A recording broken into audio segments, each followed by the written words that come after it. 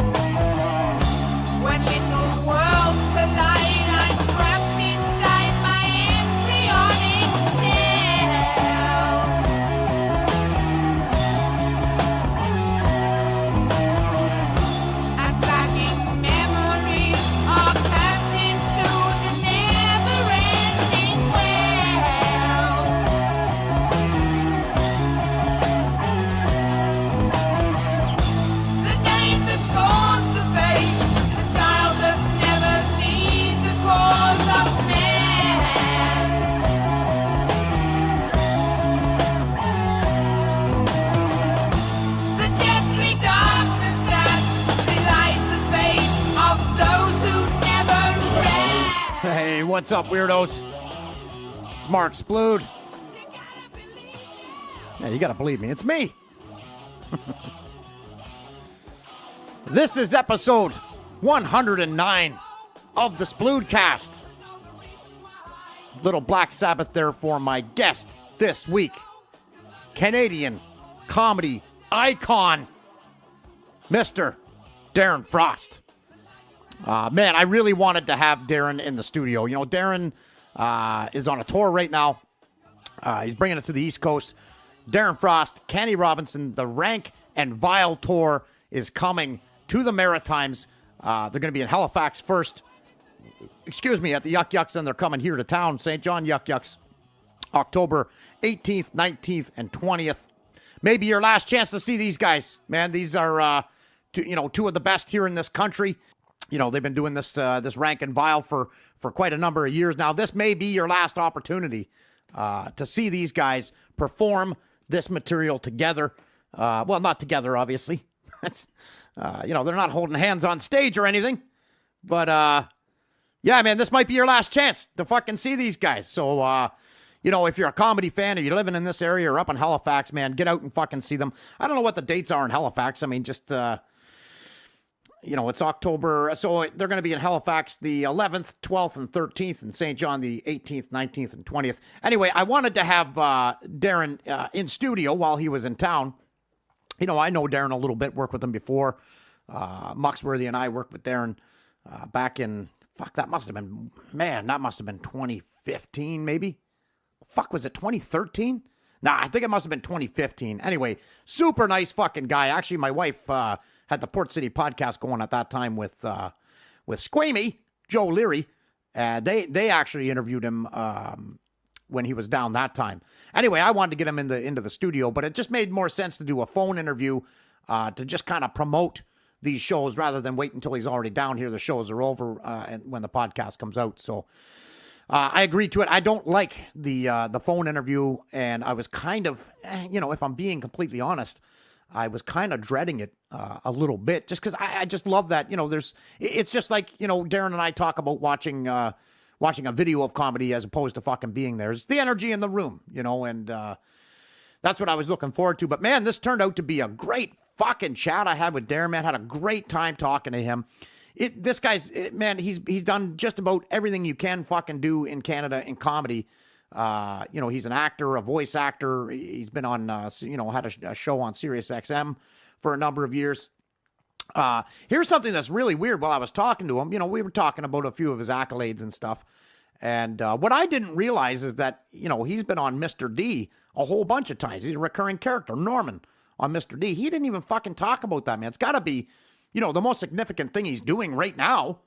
And he didn't fucking bring that up, man. He's not a bragging kind of guy. Anyway, the really cool thing about this, like I said, I know Darren a little bit, work with him a little bit. I know a little bit about his career. But before I sat down for this phone interview, because it is a weird energy, I wanted to make sure I knew who I was talking to. Man, I started digging into Darren's career, and holy fuck, man. Just go on Wikipedia and check this guy out. This guy has done it fucking all. And we talk about his website. I'm just going to mention it here in the opening. Please, for anybody, you want to have a laugh and you want to look into a real honest view into a comic's life, go to darrenfrost.com and check it out, man. He's got road stories on there. He's got just a ton of fucking content on there. And he's always very super honest about this comedy industry. And it's quite refreshing, man. Anyway, I was blown away. I was like, yeah, I know he was an accomplished comic, but Jesus fucking Christ, man, the shit this guy has done, absolutely amazing. And same can be said for his partner, Kenny Robinson. I cannot fucking wait until these guys get into town. Anyway, it was a great fucking chat. Now, one thing most importantly, when they're coming into town October 30th here in St. John, one very important thing for all the local comics, both of these guys are doing a masterclass fucking workshop. They're gonna talk to the comics. It's $40 and you get over 50 years of fucking stage experience from these guys combined. It's going to be a couple hours of Darren, a couple hours of Kenny for 40 fucking bucks, man. You're basically $10 an hour to learn from, a couple of the fucking best to have ever done it in this goddamn country. You're certainly going to learn something. Now, they need a few more people to fucking sign up. We do talk about it in the body of the podcast. But please, by all means, man, reach out to Darren or Kenny. Sign up for this fucking course. I'm going to be there. If you want to come punch me in the face or call me stupid or something, sign up. You'll get to do that. I mean, you'll have to get the boys $40, but you can treat me like shit for free. Just get the fuck down there, man. When these comics are coming through town, it's not like they're making millions of fucking dollars, okay? They're not driving down here in a fucking Bugatti. We got to support these guys as much as we possibly can. I mean, look, if you want to be a fucking pro comic, you got to get out there and support the guys who are doing it right now. That's how it works, right? But more importantly, you should be interested in learning as much as you fucking can from these guys. I can't wait to see their show. I cannot wait to attend this this workshop. And just found out today that my brother, Trevor Muxworthy, just signed up for this too, man. Can't wait. I mean, I was going to see him anyway on the 27th of this month for UF-fucking-C in Moncton. But, man, it's going to be a treat to see him a week before that happens and take this class with him. We're going to have some laughs. Trevor, Darren, and I have a very, very, a bit of a history there. Should be a good goddamn time. I've never met Kenny Robinson. Now, here's a bummer, man. I wanted to have both of those guys on. I was going to talk to Darren for a little bit, and then I was going to get a hold of Kenny and have him on for a little bit. Anyway, I ended up talking to Darren for about an hour and a half. Reached out to Kenny after that. Couldn't get a hold of him. So that didn't happen. Now, what I'm hoping is that when they're in town, maybe I can have Kenny over here in studio. Kenny, if you're listening, we got to get your ass out to the SPLUDECAST studios. If you're listening, of course you're fucking listening. Who doesn't listen to this? Anyway, please, guys, get your ass out and check out these fucking shows. Like I said, it might be the last time. It might be the last time. And for both of these guys to offer this powerhouse fucking workshop, man, take advantage of it. All right? I don't give a lot of advice on this show. Take advantage of these fucking guys while they're in our city, man. Get out. Go see the fucking show. You'll learn enough just from watching them. Sign up for this workshop. I'll see you there. All right? Anyway, episode 109. My guest is the legendary Darren Frost. And that is coming up right after what's been going on with me. lately? Well, shit, man, I've been doing a little bit of fucking comedy. I forgot actually to advertise this last week on the episode. I forgot to tell everybody, hey, I'm going to be at fucking Chuckles this weekend. Maybe you should come down and maybe you should come down and see me. Could have probably used some extra people on the fucking Friday night. Man, very weak turnout Friday. I don't fucking get it, man. Chuckles Comedy Club, here they are offering, some of the best fucking, entertainment shows in this city, and still not getting the love it deserves. I mean, Damon Schritter was in town. He was the headliner. I had never seen him before. In all honesty, I had never fucking heard of him before. And he's billed as Canada's best storyteller, which is kind of strange, man, because, and he does. He tells stories, and he's a fucking masterful storyteller. Hilarious fucking comic. Such smart writing. I fucking love Damon Schritter, man. I dig the shit out of it. But here's the weird thing, a lot of people will say, they'll talk about storyteller comedy, and a lot of it, is one long fucking story. Well, that's not what Damon's doing here, right? Most of his stories are, 3 to 6, 7 minutes, something like that. And they're not just a story and a punch at the end. These are fucking punchlines all throughout, and a giant punch at the fucking end. Big payoff at the end of every story. But by that, you're not fatigued by the story by the time you get to the punchline, because it's kind of a short story, And I don't know, they call him a storyteller comic, but honestly, it's not that much different from what I do. I write longer bits, themed bits that are usually between 3 and 5 minutes. And then, there's a whole theme over the 15 minutes or the 20 or the 30 or the 60 or, however you write it. But, he's not doing, things a lot different than what I'm doing. But, it's all story-based. They're shorter stories, fucking punched right up, and a huge payoff at the end of every story. That's storyteller comedy, right? Not these fucking 20-minute stories that go goddamn nowhere. And by the time you get to the end, you don't even care if it's fucking funny. You just want it to be over. Anyway, Friday night, weak fucking turnout, man. It was a little depressing. I was expecting a lot more. And it was, man, this was a weird show for me. So Chanel Freire was hosting. Is it Frere? Freire? I don't know. Frere? Let's call her Chanel Freire. Dan Terrio opened, he had the open spot, his first time at Chuckles. I obviously middling, and Damon Schritter closing this out. Man, weird show, stingy fucking crowd.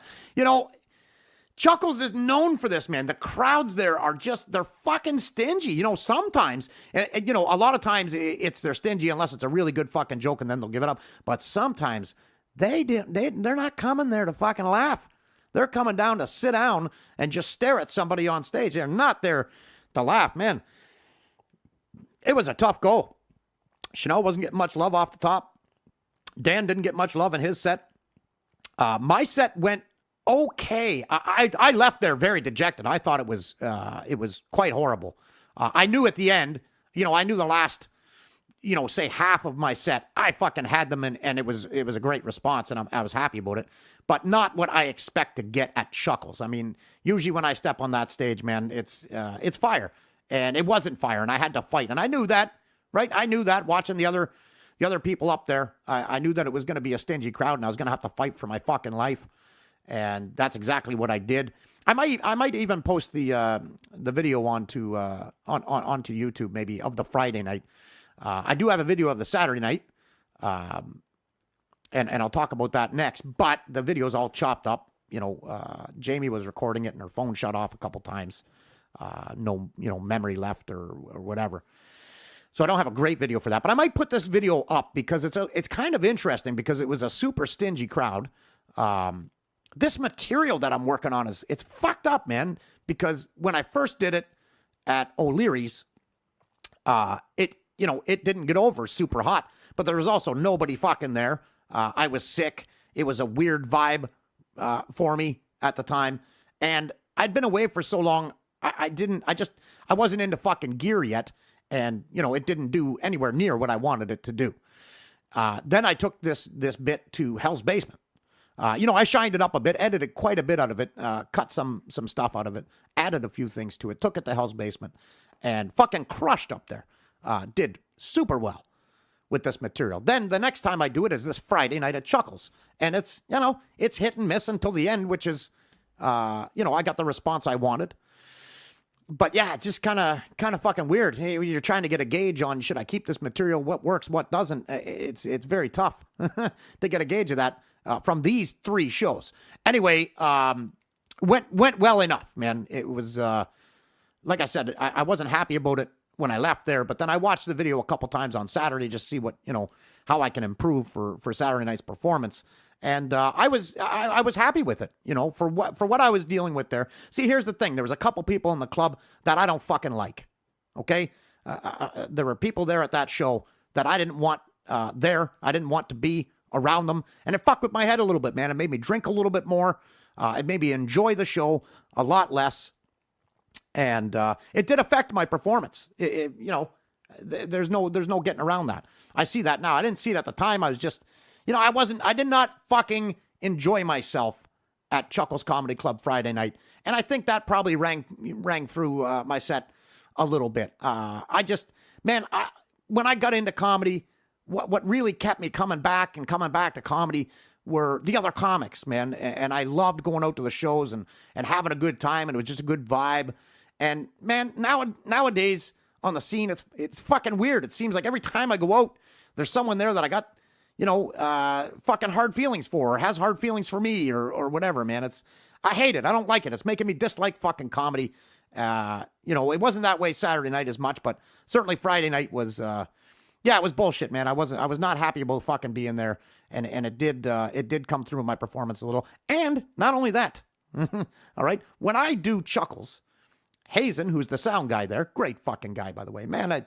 Every time I do that there, I end up after the show talking to Hazen for about 20 minutes. Great fucking dude. But anyway, he knows what to fucking do. When Spludesie's on stage at Chuckles, we play Bob Marley Jammin', right? That's what I come out to every time. It puts me in that mood. It's a very relaxing song. It's a great tune. It's Bob Marley. And when I started walking out of the green room, the music fucking starts, and it's AC/DC, fucking not Razor's Edge, but Thunderstruck. Razor's Edge would have been a lot better. I love that song. Thunderstruck. I'm like, what the fuck is this? Goddamn, no jamming. So anyway, it was not the best fucking experience Friday night, but I'll take it. Wasn't a loss, but maybe it was a very small victory, if anything. But then Damon, so then I went out to, as soon as my set was over, I went outside and hit a little bit of Super Silver Haze. Yeah, that shit's back in town. Couldn't be happier about that.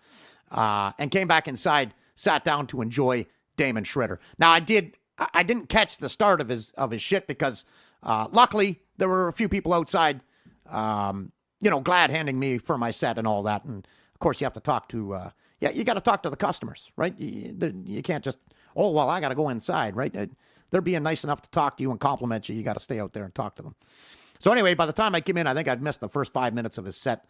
But I sat down, close to the front to take in the rest of the show. And man, he fucking knocked my dick in the dirt, man. I was super, super impressed with Damon Shredder, man. And beyond, him being a fucking killer on stage, I can't wait to see him again. I just saw him twice. I'd go watch him again tonight, man. He fucking blew me away. But, above that, fucking super nice guy, man. What a great fucking guy. I made a big mistake not getting him on the podcast while he was in town. Next time he's in, we're definitely going to do that. We've talked about that. We might even do a phoner. I don't know. But what a super fucking great guy, man. Hit it off with him right away. Just, a like-minded kind of person. Real down to earth.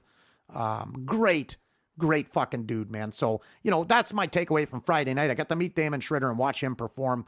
That was really, the biggest win for me of the entire night. Now, then Saturday happened. So, man, it's been a long time since I've been at Chuckles. I just took a 5-month break. And I'm usually at Chuckles pretty regularly, except for except for after my my headline set there. There was about a 5-month period where they weren't bringing me back, which made sense. I certainly wasn't complaining about it. But anyway, Julie and Shane booked me often there, and I greatly appreciate it. Now, having said that, there is a fucking reason why they bring me back there, okay? And everyone should fucking listen up a little. They know that they could book me every other month, and I will come in with new material every other month. I've proved it. I've done it there before. That's how I got the fucking headline there. Okay? So pay attention. Listen, I know nobody likes to accept criticism around here, and we're all fucking snowflakes, and I don't say this about me and that and say spaces and all this fucking bullshit. Okay? But sometimes, if there's someone on the scene that has done something, right, that you want to do, that you're aiming to fucking do, that you're dreaming to do, maybe fucking listen to what they're saying every now and again. Anyway, Ego Rants by Mark Splude. Jesus Christ, I'm trying to keep this fucking ego under wraps, right? But it's a fucking point, right? If someone's done something that you want to do, maybe you should take a little advice from them. Who knows? Anyway, can't thank Julie and Shane enough for having me back there. So here we go. Saturday night. Like I said, I always have a great fucking time at Chuckles, and Friday left a real bad fucking taste in my mouth. And when I woke up Saturday, I did not feel like doing a comedy show that night. Like, listen, sometimes in comedy, you wake up on show day and you are fucking on. You're on, you know, and you know it and you feel it, and you know you're going to go up there that night and do well. You know, I did not, I did not feel that way Saturday morning. And, you know, stupid me, the first thing I do, I'm, here I am mired in misery anyway. Let's open up my phone and watch that fucking video from last night. And I did, and that did bring me around a little bit. But even, even after that, I spent the whole day trying to get into show mode, you know, and it just wasn't coming. So anyway, I go to the show, walk in the door. I'm pretty early, you know, it's 20 after 7 or something. I get there, show starts at 8 or shortly after. And the place is packed already, man. So I was like, okay, now we're fucking on to something. I look around, there's not too many people I dislike in the fucking room. And I say, okay, now we're fucking on to something. Okay, now we're on to something here. But here's what happened. The host gets up. Man, it's a fucking stingy crowd. I mean, the place is packed, and it's a stingy fucking crowd. They're not giving up any laughs here and there, but, you know, not what I was expecting, okay? So anyway, Dan Terrio was on Friday night. He was actually filling in for Drake. Drake got booked for the weekend. His mom ended up getting married. He couldn't do the Friday night. That's how Dan got that spot. So Drake was there for the Saturday night. So anyway, host gets up. Man, it's tough. It's another fucking fight. Like going to goddamn war with this audience. And then Drake comes up. And, you know, in the beginning, it's not going fucking great for him.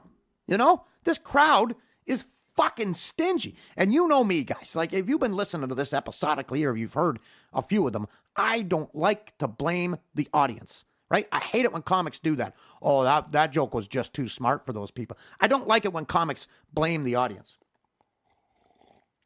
But I think at least partially, in this case, this weekend at Chuckles, you can blame the audience a little fucking bit, you know?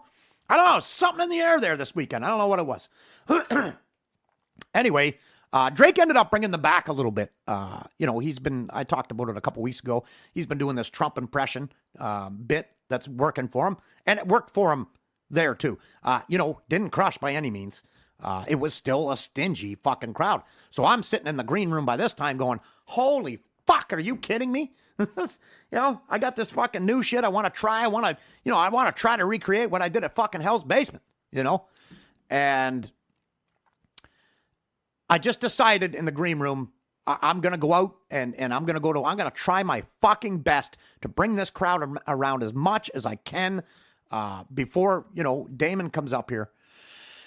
And I knew Damon would be fine anyway, but it certainly helps, right? If the fucking guy before you does well, it helps. If he doesn't, it doesn't fucking help at all.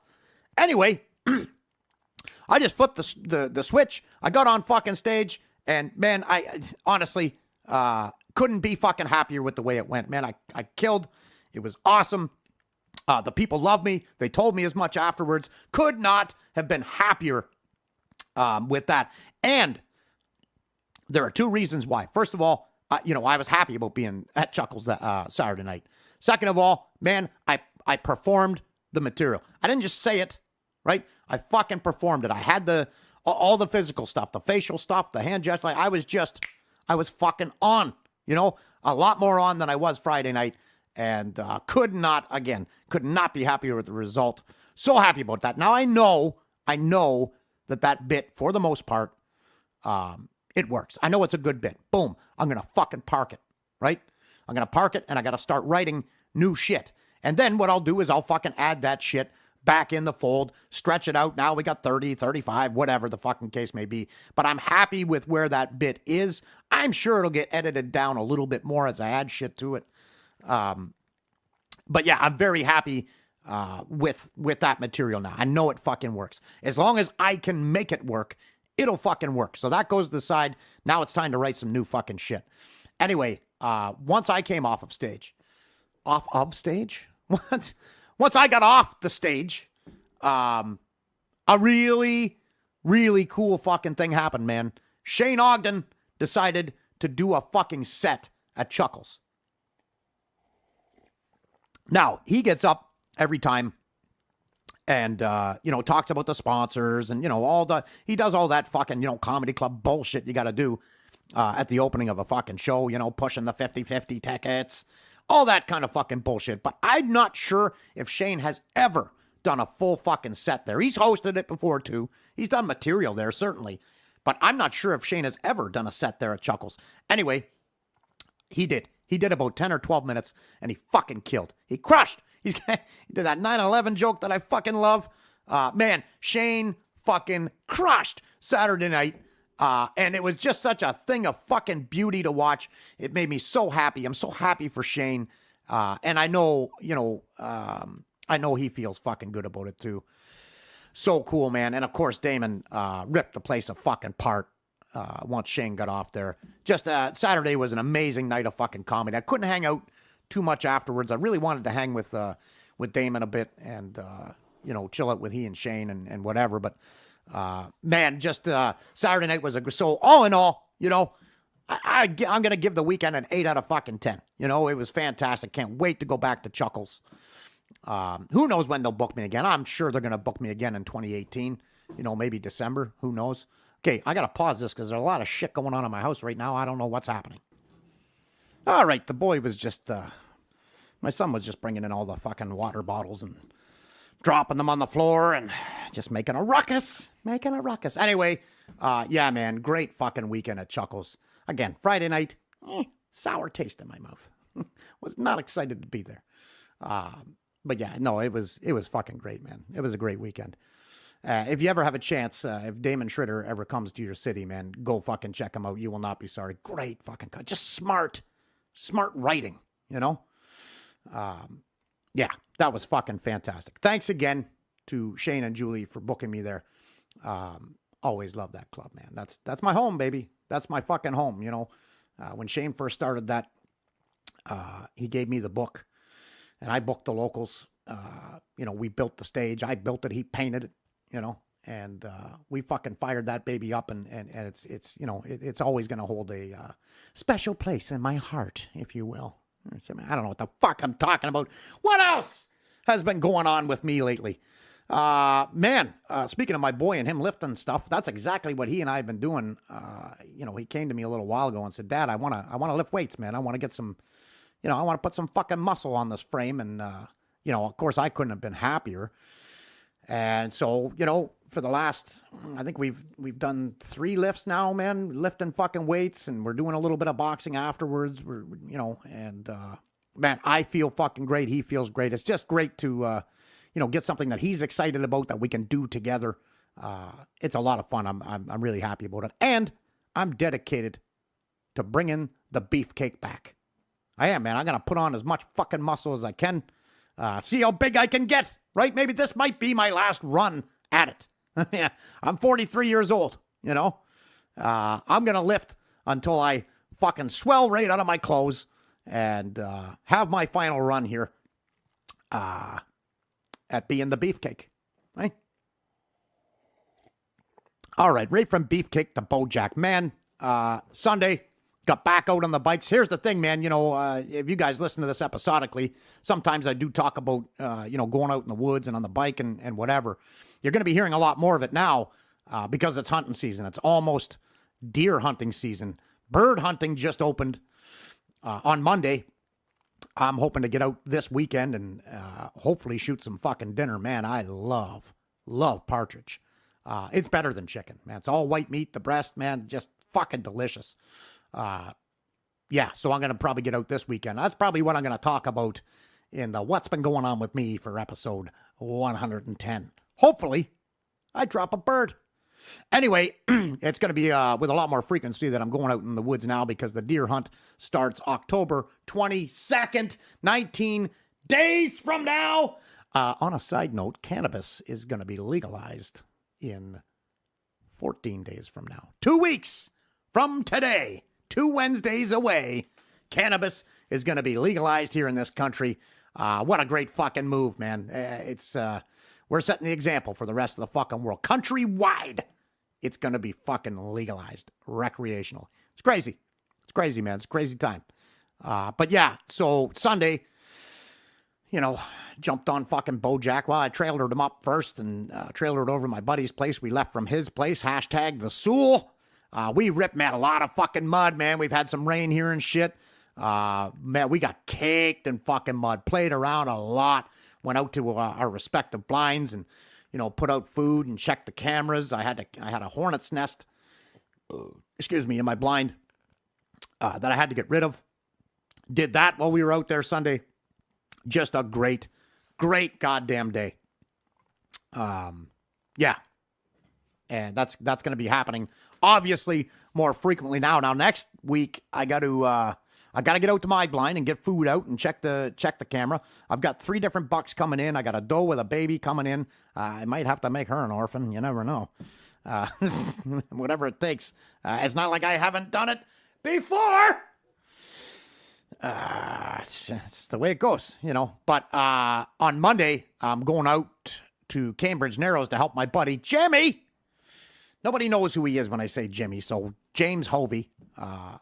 He's setting up the hunt up at his family camp up there in Cambridge. I'm gonna go up there and help him, put his blind together and manicure his spot or whatever we gotta fucking do up there. I'm gonna bring Bojack up there and we'll fucking trailer everything out there and build him a blind and get him set up, man, so we can get some goddamn meat in the freezer.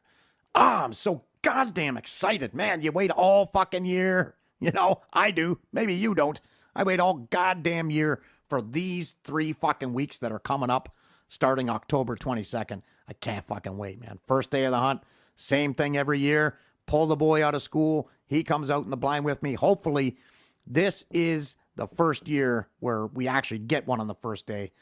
Chaos has never been with me when I've, been in the blind and took an animal down. I really hope that happens for us on the first day this year. Knock on fucking wood. Anyway, yeah, that's pretty much all that's been going on with me lately.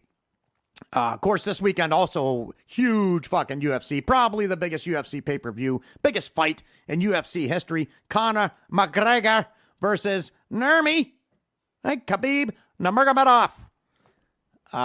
Huge fucking fight, man. For more on that, if you're interested in it, my co-host Matt Connell and I break this fight down, make our picks, talk quite a bit about it on the latest episode of the Scrapcast, episode 27. It's up now. We recorded that on Monday. Yeah, check it out, man. I am fucking pumped up for this goddamn fight. I'm pumped up for the co-main event, the return of Tony Ferguson. He's taking on, a surging Anthony Pettis. Man, I can't wait for this fucking card. Connell's going to bring his woman Shelby over here, and we're going to, we're going to have a great fucking night here. We'll probably eat a whole bunch of fucking stuff and drink and smoke, and who the fuck knows? We're just going to have a good goddamn time. Pretty soon, I'm going to be watching it live in Moncton. I already talked about that shit. Hey, big shout out before I go to some listeners, man. San Jose is taking back over the number 1 spot. Man, it's baffling. It's just, I love it, man. I love it. Keep spreading the word there in California, please. I'm blown away by the fucking numbers. Can't thank you guys enough. Thank you for listening. But also I need to mention that there is a city who is starting to threaten, the top 10 here. And it's never been on my radar before. The numbers were so low in this area, they didn't even fucking pop up on my deal. Chicago. Chicago, Illinois, home of CM Punk, home of many things. Actually, speaking of this rank and file, I'm pretty sure Kenny Robinson is attached to Chicago in some kind of way. Grew up there. I don't know. Anyway, welcome to my new listeners in Chicago. Thank you for coming on board. Thanks to all my listeners, man. You know, every week I try to shout out a couple, places. If it comes up and, the numbers jump out at me. Thanks a million, man. Thank you guys for tuning in. I got to try to keep entertaining you. I don't know. You guys are definitely going to be entertained with this chat that's coming right your way. But thank you, everyone, for listening in Chicago. Keep listening or I'm going to have to boot the fucking shit out of you. All right? I don't want to have to. Hey, man, spread the word, right? Tell your friends. Maybe they tell friends. Who knows what fucking happens. Anyway, welcome, Chicago. Thank you, San Jose. Thank you to all my fucking listeners. Hey. The SPLUDECAST, episode 109, with Canadian comedy fucking ledge. This guy really is a fucking ledge. Canadian comedy legend, Mr.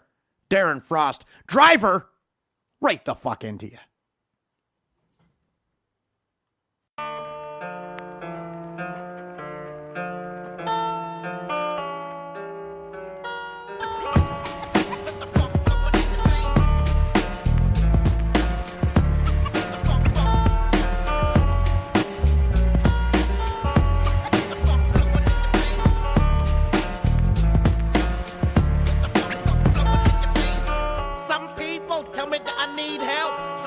Can fuck off and go to hell. Goddamn, why they criticize me? That shit is on the rise, so my family despise me. Fuck them and feed them, cause I don't need them. I won't join them if I can beat them. They don't understand my logic. I got to my money and I'm hooked on chronic. I never wanted to hurt a nigga unless it come flexing that trigger. I dig ya. That grave on the east side of town, and you're 6 feet underground. From man to the dust to the ashes, all I remember. Tell me what the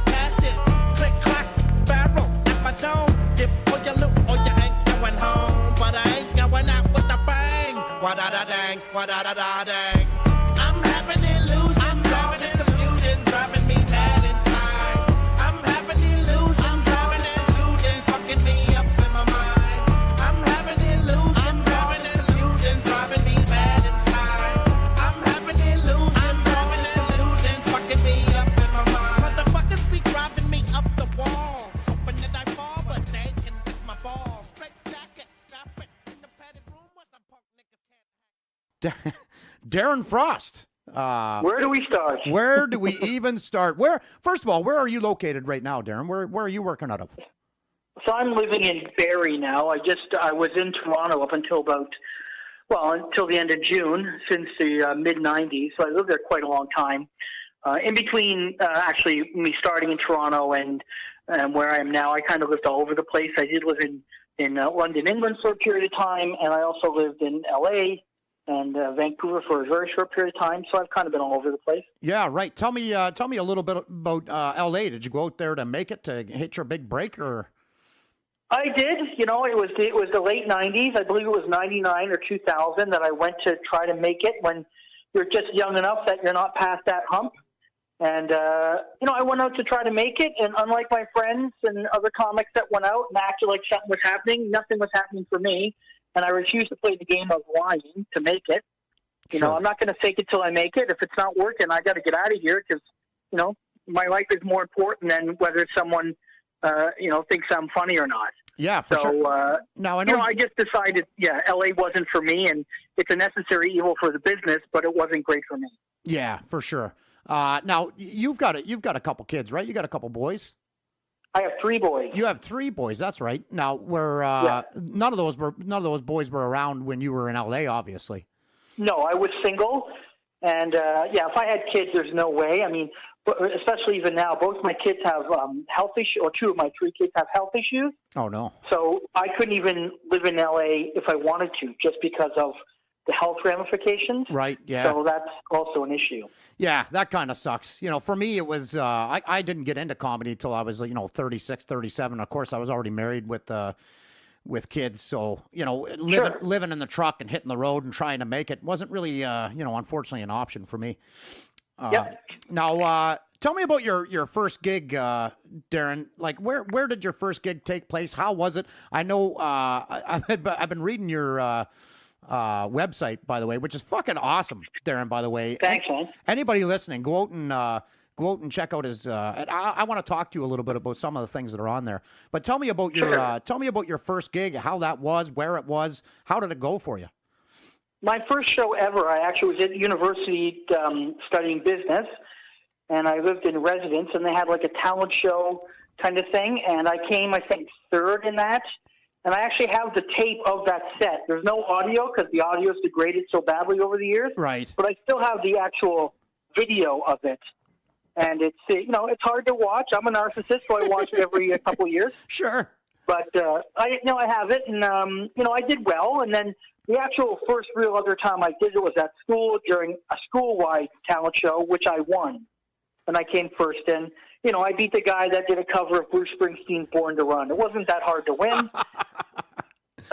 Nice guy, but it's a cover, and that's what it is. Yeah, and my material was original, and that's just the way it goes. Now, you started out, and I didn't know this about you actually until I checked out your website. You started out as a character in comedy. Yes. I was heavily influenced by character comics when I was very young. Right. I still say the three most influential comics for me in the beginning of my career was Woody Allen, Emo Phillips, and Sam Kinison. Oh, okay. And, you can really see if you watch my progression at different times where I sit within those three. Obviously, the yelling Sam Kinison, the weird, take on certain things, especially in the beginning of my career, was very Emo Phillips. And, Woody Allen, if you ever listen to Woody Allen stand-up, it's very classic, story structured, and that's kind of where I am now. I'm not comparing myself to Woody. I'm just saying in terms of structure, that's kind of where I am now. So it's interesting to look back at it in that regard of who influenced me back then, because that's not who influences me now, but there's still that stamp for sure. Oh, yeah, absolutely. And you were wearing funny pants? Like, there's a lot of mention of funny pants. Oh, Mark, it was horrible. I had funny pants, a funny T-shirt. It was terrible. I was a hack. But you know what? I still think that most comics go through different phases in their career. And in the beginning, your first phase is you try to get a laugh under any circumstance. It doesn't matter. Get a laugh. And therefore, you do jokes that the audience already understands, is on board for. You're more of a cheerleader in the beginning, in my opinion. Yeah. Then you kind of move into this avenue of like, no, I kind of want to, bridge that gap of like, yeah, they may have been here, but I want to kind of go somewhere. And then your third phase really is, I don't give a flying fuck what anyone thinks. I'm going to do what I want to do. And that's kind of where I've been since, the mid to late 90s. I kind of, switched over and said, this is who I am, for better or worse. And, in reality, I've probably lost more money doing the kind of comedy I do than make it. Yeah. Because it's not for everyone. It is a niche kind of comedy. And there's stars in this kind of comedy in America, but there's very few in Canada. And I think there's, a pretty good reason for that, Yeah. America embraces controversy. Canadians do not. Canada, at least the media, they shy away from it. They don't like it. They don't mind their cutesy dirty. But you want to make a point about anything, forget it. Yeah, well, and the thing is, really, in Canada, comedy itself is kind of a niche thing. It's not like it is in the States there. So no, it's not. You're right. What I find interesting, though, you started, really getting booked and touring around with Yuck Yucks from your character, right? Yes, I was with Yucks, and I was doing my character, and I was killing, and I was doing great. But then, I kind of felt dead inside, and I realized that, traveling through in the 90s or early 90s through Western Canada being yelled faggot at because of my pants, there's nowhere to go. When you wear a funny outfit or you're a character, you can't step outside of that and go, what did you call me? You have to stay within that character framework. And it was kind of soul destroying for me. So I switched over to being more me. Because, I always say this to comics when I teach classes or anything. I say, just remember one thing. You're going to bomb. But I'll tell you what sucks worse than bombing. bombing with material or an act that you don't really have the heart to do. Yeah. That you're only doing it to impress the audience. Yeah. Because there's going to be days where it doesn't matter. You're going to bomb.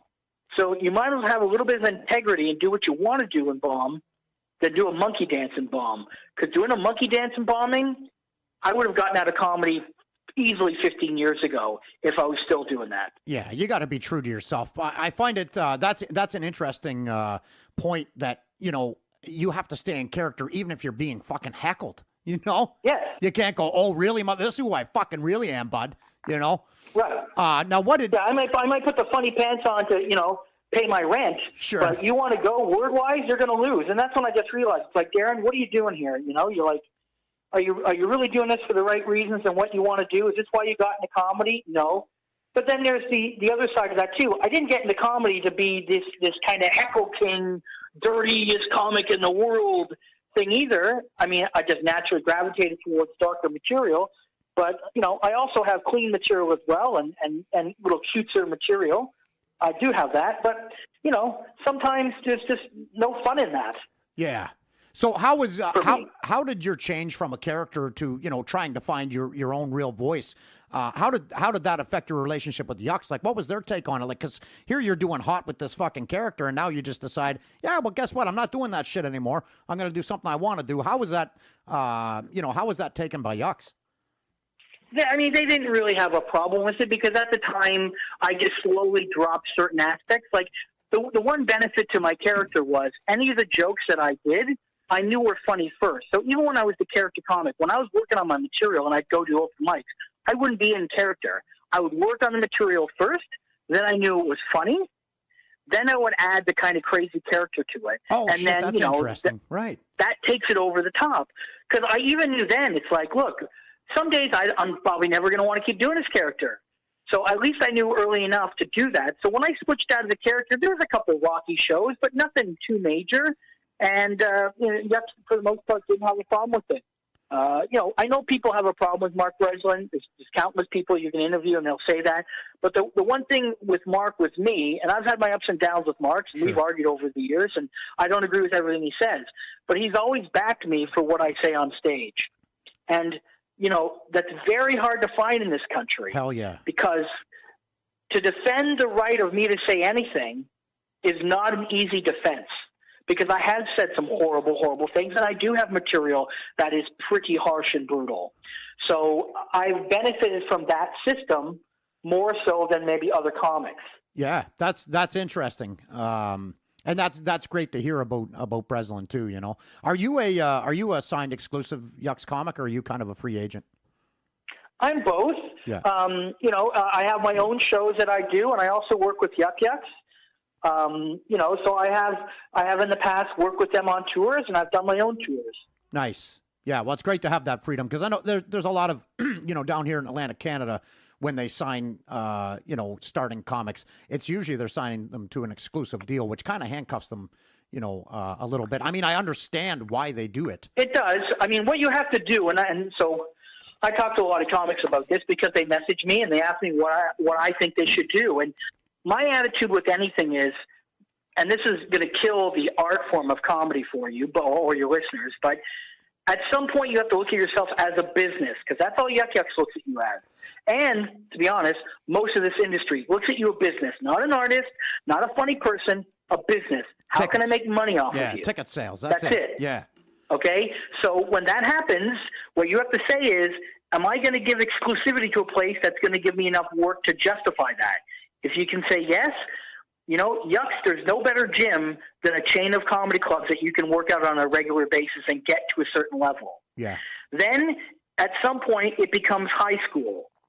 And eventually you have to graduate from high school and move on to other things. Right. So if you're wanting to work out in a gym and get stage time and get better in front of a paid audience, not an open mic audience, a paid audience expecting professional comedy. Yeah. That's also the difference. A lot of comics, they can go crush at an open mic in front of 8 people and 6 people that are way too high. Yes. But you got to go crush in front of people paying $25, and there's 200 of them. Yeah. And half of them are drunk, and some of them are there for a Christmas party or a bachelorette party, and that's who you're performing to. Yeah. It's much more if difficult. You're doing the comedy club way, only if you're doing the comedy club. So that's why I say to everyone, I can't tell you your choice of where you go and who you sign exclusivity with. You have to look at it from, because don't kid yourself, Absolute Comedy is the same thing. They want exclusivity too. Sure. Okay, that's the thing. People like to dog one company and not the other. Everybody are cunts in this business. Oh, listen, everybody's in it to make money, so all the politics that come with that. I mean, the thing with Yucks, the great thing about it is you're guaranteed an audience. Right. I mean, you could stay independent and I mean, there's certainly a lot more independent promoters now than there's ever been. But, of course there is. But they're not necessarily selling all the fucking tickets either. At least when you perform at Yucks, there's going to be an audience there. Even if it's 40 people, there's going to be an audience there every time you go out, right? I mean, look, even if there's only 40 people there, that's 40 people that are expecting a certain level of quality of comedy. Absolutely. They parted with their money, Yes, and I say to any young comic, the more you can get in front of real crowds to test your material, the better. Absolutely. Well, and see, like, look, the last time you were down here, at least the last time that I know that you were down here, you and I did a show together at Callahan's. And, sure. Independent. Oh, it's great to be independent. We do this independent show and fucking 10 people show up. It's right. So, at least with Yucks, you're being promoted. You're going to have a fucking audience, right? Yeah, and I mean, there's times where they drop the ball too because they're a business and they have other aspects that they're figuring out and doing. Sure. Look, I'm 47. I'm not 21, right? So I realize that not everything's going to be done to the way that I want it to get done. Yeah. It just doesn't work that way. If it is, I have to own it. I have to run it myself, and this is why certain shows I run myself, and certain shows I'll just go, you're going to pay my fee, and I just show up. I don't care if there's 10 people there. Yeah. I mean, that's the other thing about a comedy club. They pay your fee. It doesn't matter how many people are there. Either way, you're getting your money. Yeah, absolutely. You're working off the door. You've got to hustle, and you got to get those people in the seats. And it sounds great, but when you're 3 provinces over and you haven't played that province in, say, 4 or 5 years, it's not easy to fill seats. No, certainly not. No, definitely not. Darren, I was on your website, and there was a pretty cryptic post on there that you had put, and I think it was maybe a week and a half ago that you just updated that. Pretty cryptic post. I mean, I've got you on here, promoting your tour. You and Kenny are coming down here, and we're certainly going to get into that.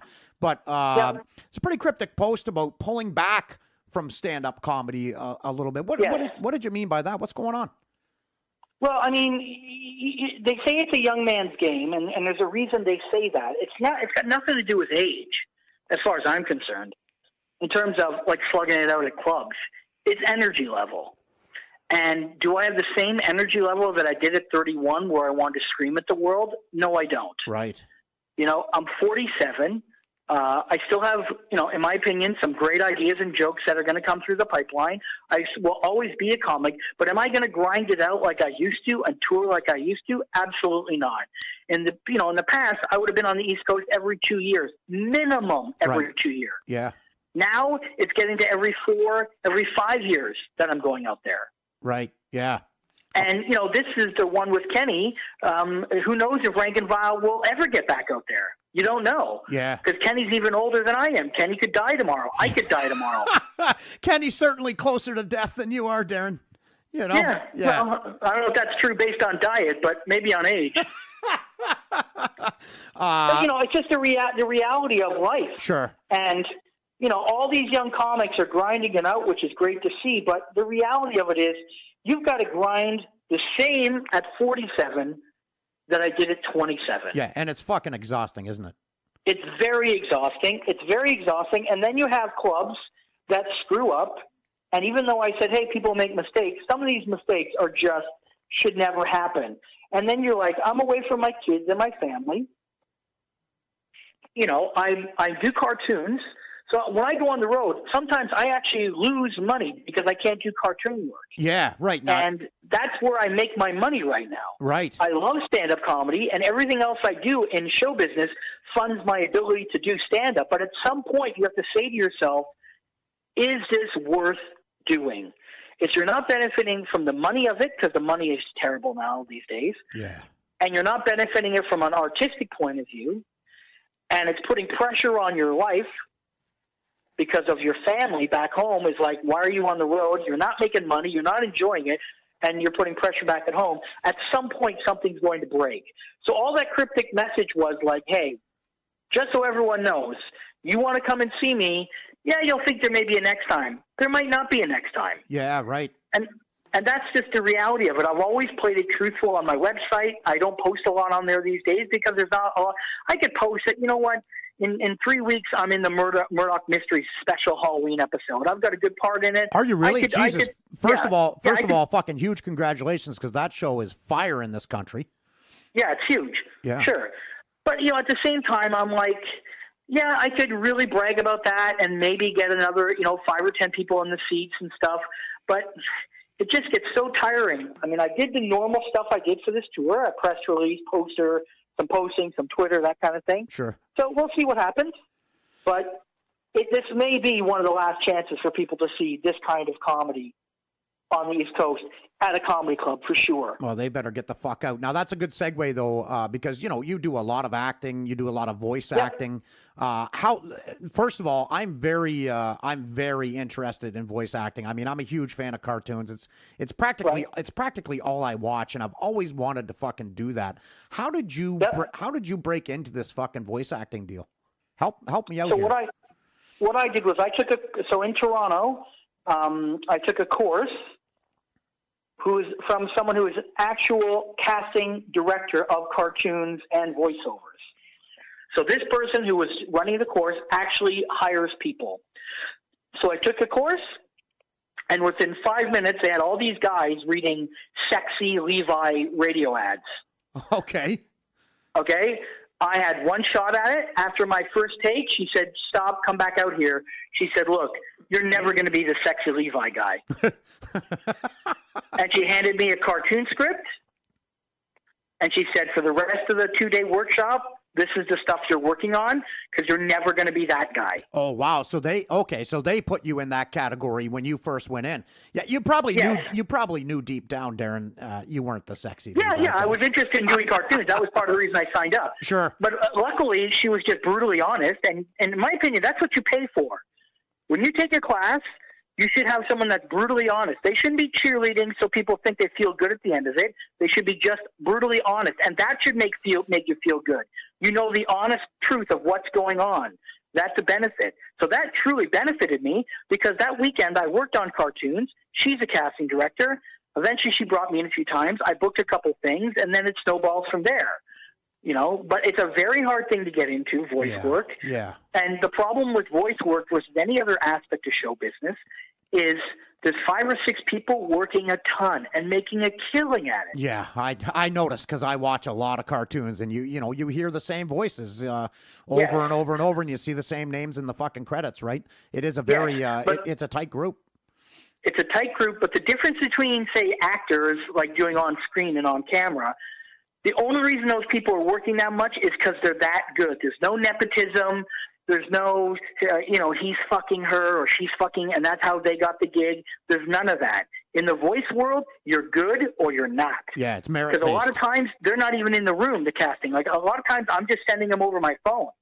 They have no idea who I am. They sometimes don't even look at my name. They just listen to it, and they go, that person. Yes. And that's how they cast. So there is a beauty in that there's at least truthful in that. It's like, the reason I'm getting this gig is because I'm good at it. Yeah. Am I great at voice work in cartoons? I personally don't think I am. But am I good enough that the voices that I do better than those 5 people working all the time? Yes, I do. So I've got a little niche. I work in that niche, just like in my comedy, and I've been able to pay my rent through through performing for the last, almost 30 years now. Yeah, I love to hear that it's fucking merit-based, because, I mean, the industry that you and I share in stand-up, not exactly merit-based at all. Not exactly fucking merit-based. It's not exactly. It's got no merit base. No merit base whatsoever. Certainly not. Yeah, it's frustrating. I mean, you've been at this for what, 26, 27 years now? Yeah. Right. Yeah. I mean, fuck. This must have been frustrating you for half a century that comedy is not fucking merit-based. It isn't. It never will be. No. This country, I'm touring with Kenny, so I have a vested interest in making Kenny sound good. Sure. The benefit to that is I know he is. That I know he is a legend. And that's the whole reason that we created this show. I'm sure we'll get into that in a second. But the fact that these comedy festivals all over Canada have dirty shows and they've never had Kenny Robinson on them and you want to say to me that you have any kind of merit-based system at your festival? Go fuck yourself. Yeah, I agree with you. I'm sure you know this guy, and he's a good friend of mine, Mike Dambra. Sure. He's been doing comedy 32, 33 years. This past year was his first visit to Just for Laughs. Yes, and, he's a killer. He's a fucking killer. You know that. I mean, Mike's a little bit different from Kenny because it's tough to sell a crowd work, and put it on TV and stuff like that, right? What Mike does is pretty unique. I mean, we're all unique, right. But what he does is it's difficult to sell. It doesn't lend itself to a 7-minute set. Yes. It doesn't lend itself to what Just for Laughs is trying to go for, which is more kind of a package or a character or whatever. Right. Crowd work never. But there's lots of guys that do crowd work, and it's very successful in New York. I mean, he's from New York originally, New York State. Right. So he knows. Yeah. But the business will never be merit-based. I can have this argument till I'm blue in the face, and I can name names of all the festivals that they've booked, and you're like, that person should not have been booked. But I don't want to be that guy who's taken away the great feeling that young comic got by booking his first festival and thinking that, he got it because or she got it because they're good. Right. Sometimes they were, sometimes they weren't. And one day you're going to be 47 and you're not going to be booked. And the thing is, I don't even care about these festivals for myself. I'm talking about other people, Kenny Robinson, other people that are killers in a niche comedy that you have at your festival, a show, and you don't have on it. Yeah. It just doesn't make any sense to me. Yeah, I couldn't agree more. Now, you don't have anything to complain about because I think there was one year Just for Laughs where you did more shows than fucking anybody. You were like on 22. At that time, I did 22 shows at one festival. That was, to my knowledge, the record. But, how great was it? I haven't been back. Since then, I've released 4 full-length DVDs. Sir, you haven't been back since then? I have not been back since then, so it obviously didn't work out. Look, me and JFL don't have the greatest relationship because I personally speak from my truth. Right. And some people don't want to hear that what they're doing is not a good job. Yeah, definitely some people don't want to hear that. They want to hear something else. Or, they don't want to be told they're not doing something right. I get it. But when you're doing something wrong, and I think you're doing it wrong, I comment on it. Yeah, well, honesty is rarely popular, particularly in comedy, so right. Not very surprising there. So you obviously you're a stand-up, you do a lot of acting and voice acting. This is probably a stupid question because I think I know the answer to it, but what is your favorite thing to do in this industry? By far, stand-up comedy. Yeah, not even close. Yeah.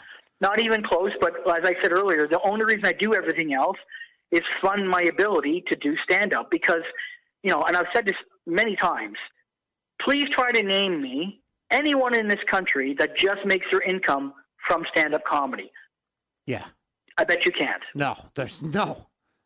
And there's probably a few, Darren, that are making their living, but they also have roommates and they don't have a vehicle. They're busting everywhere. Right. You know what I mean? I'm talking about a middle class or higher living, and they only do stand-up. Now, I can name you a few.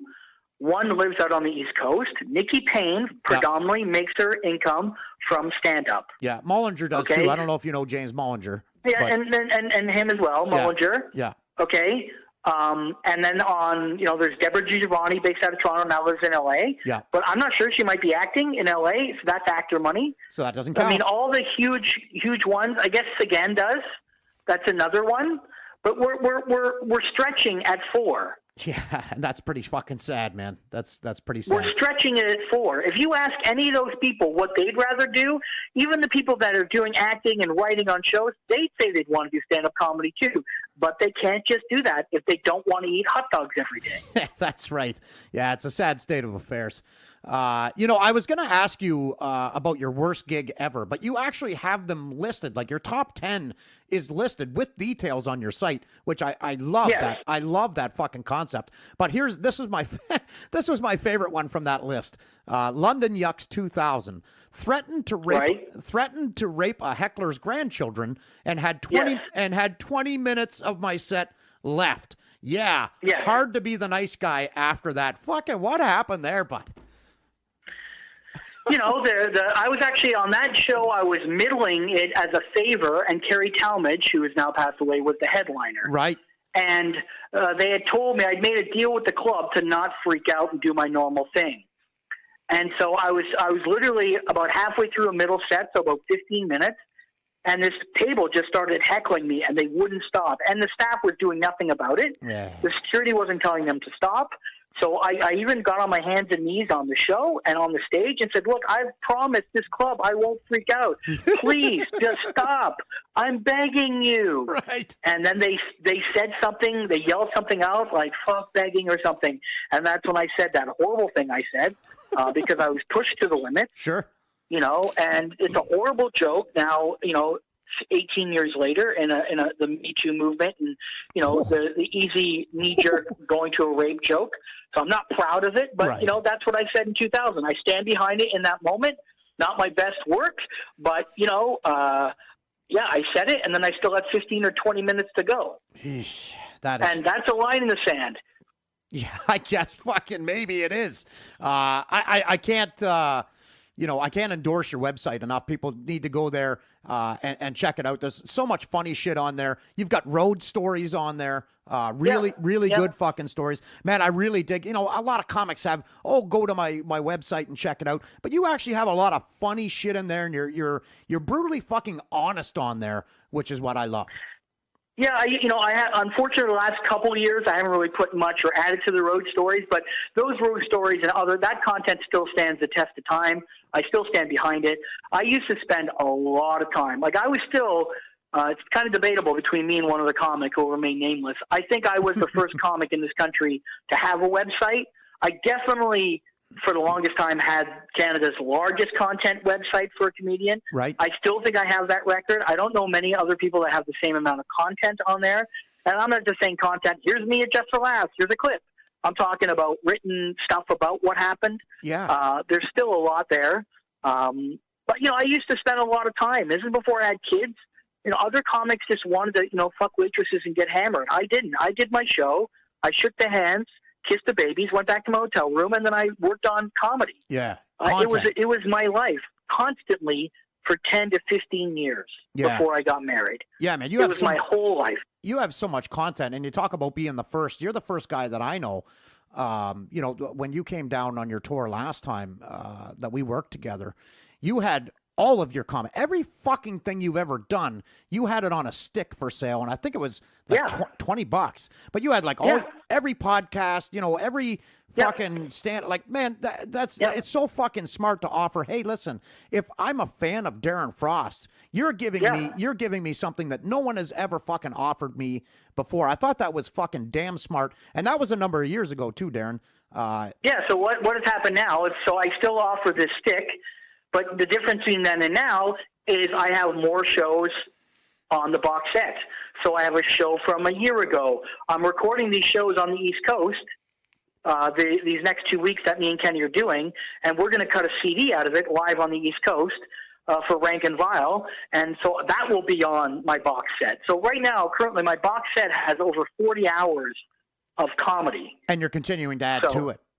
And adding to it, because no one buys DVDs anymore. A few people do. So I still have some of my old DVDs if they want that, but most people want it on a USB stick, and they watch it in their TV or their Xbox or whatever, and it's got all 4 of my DVDs, all the bonus features, 3 older live CDs, 2 new CDs, countless interviews, countless podcasts. Everything is on there.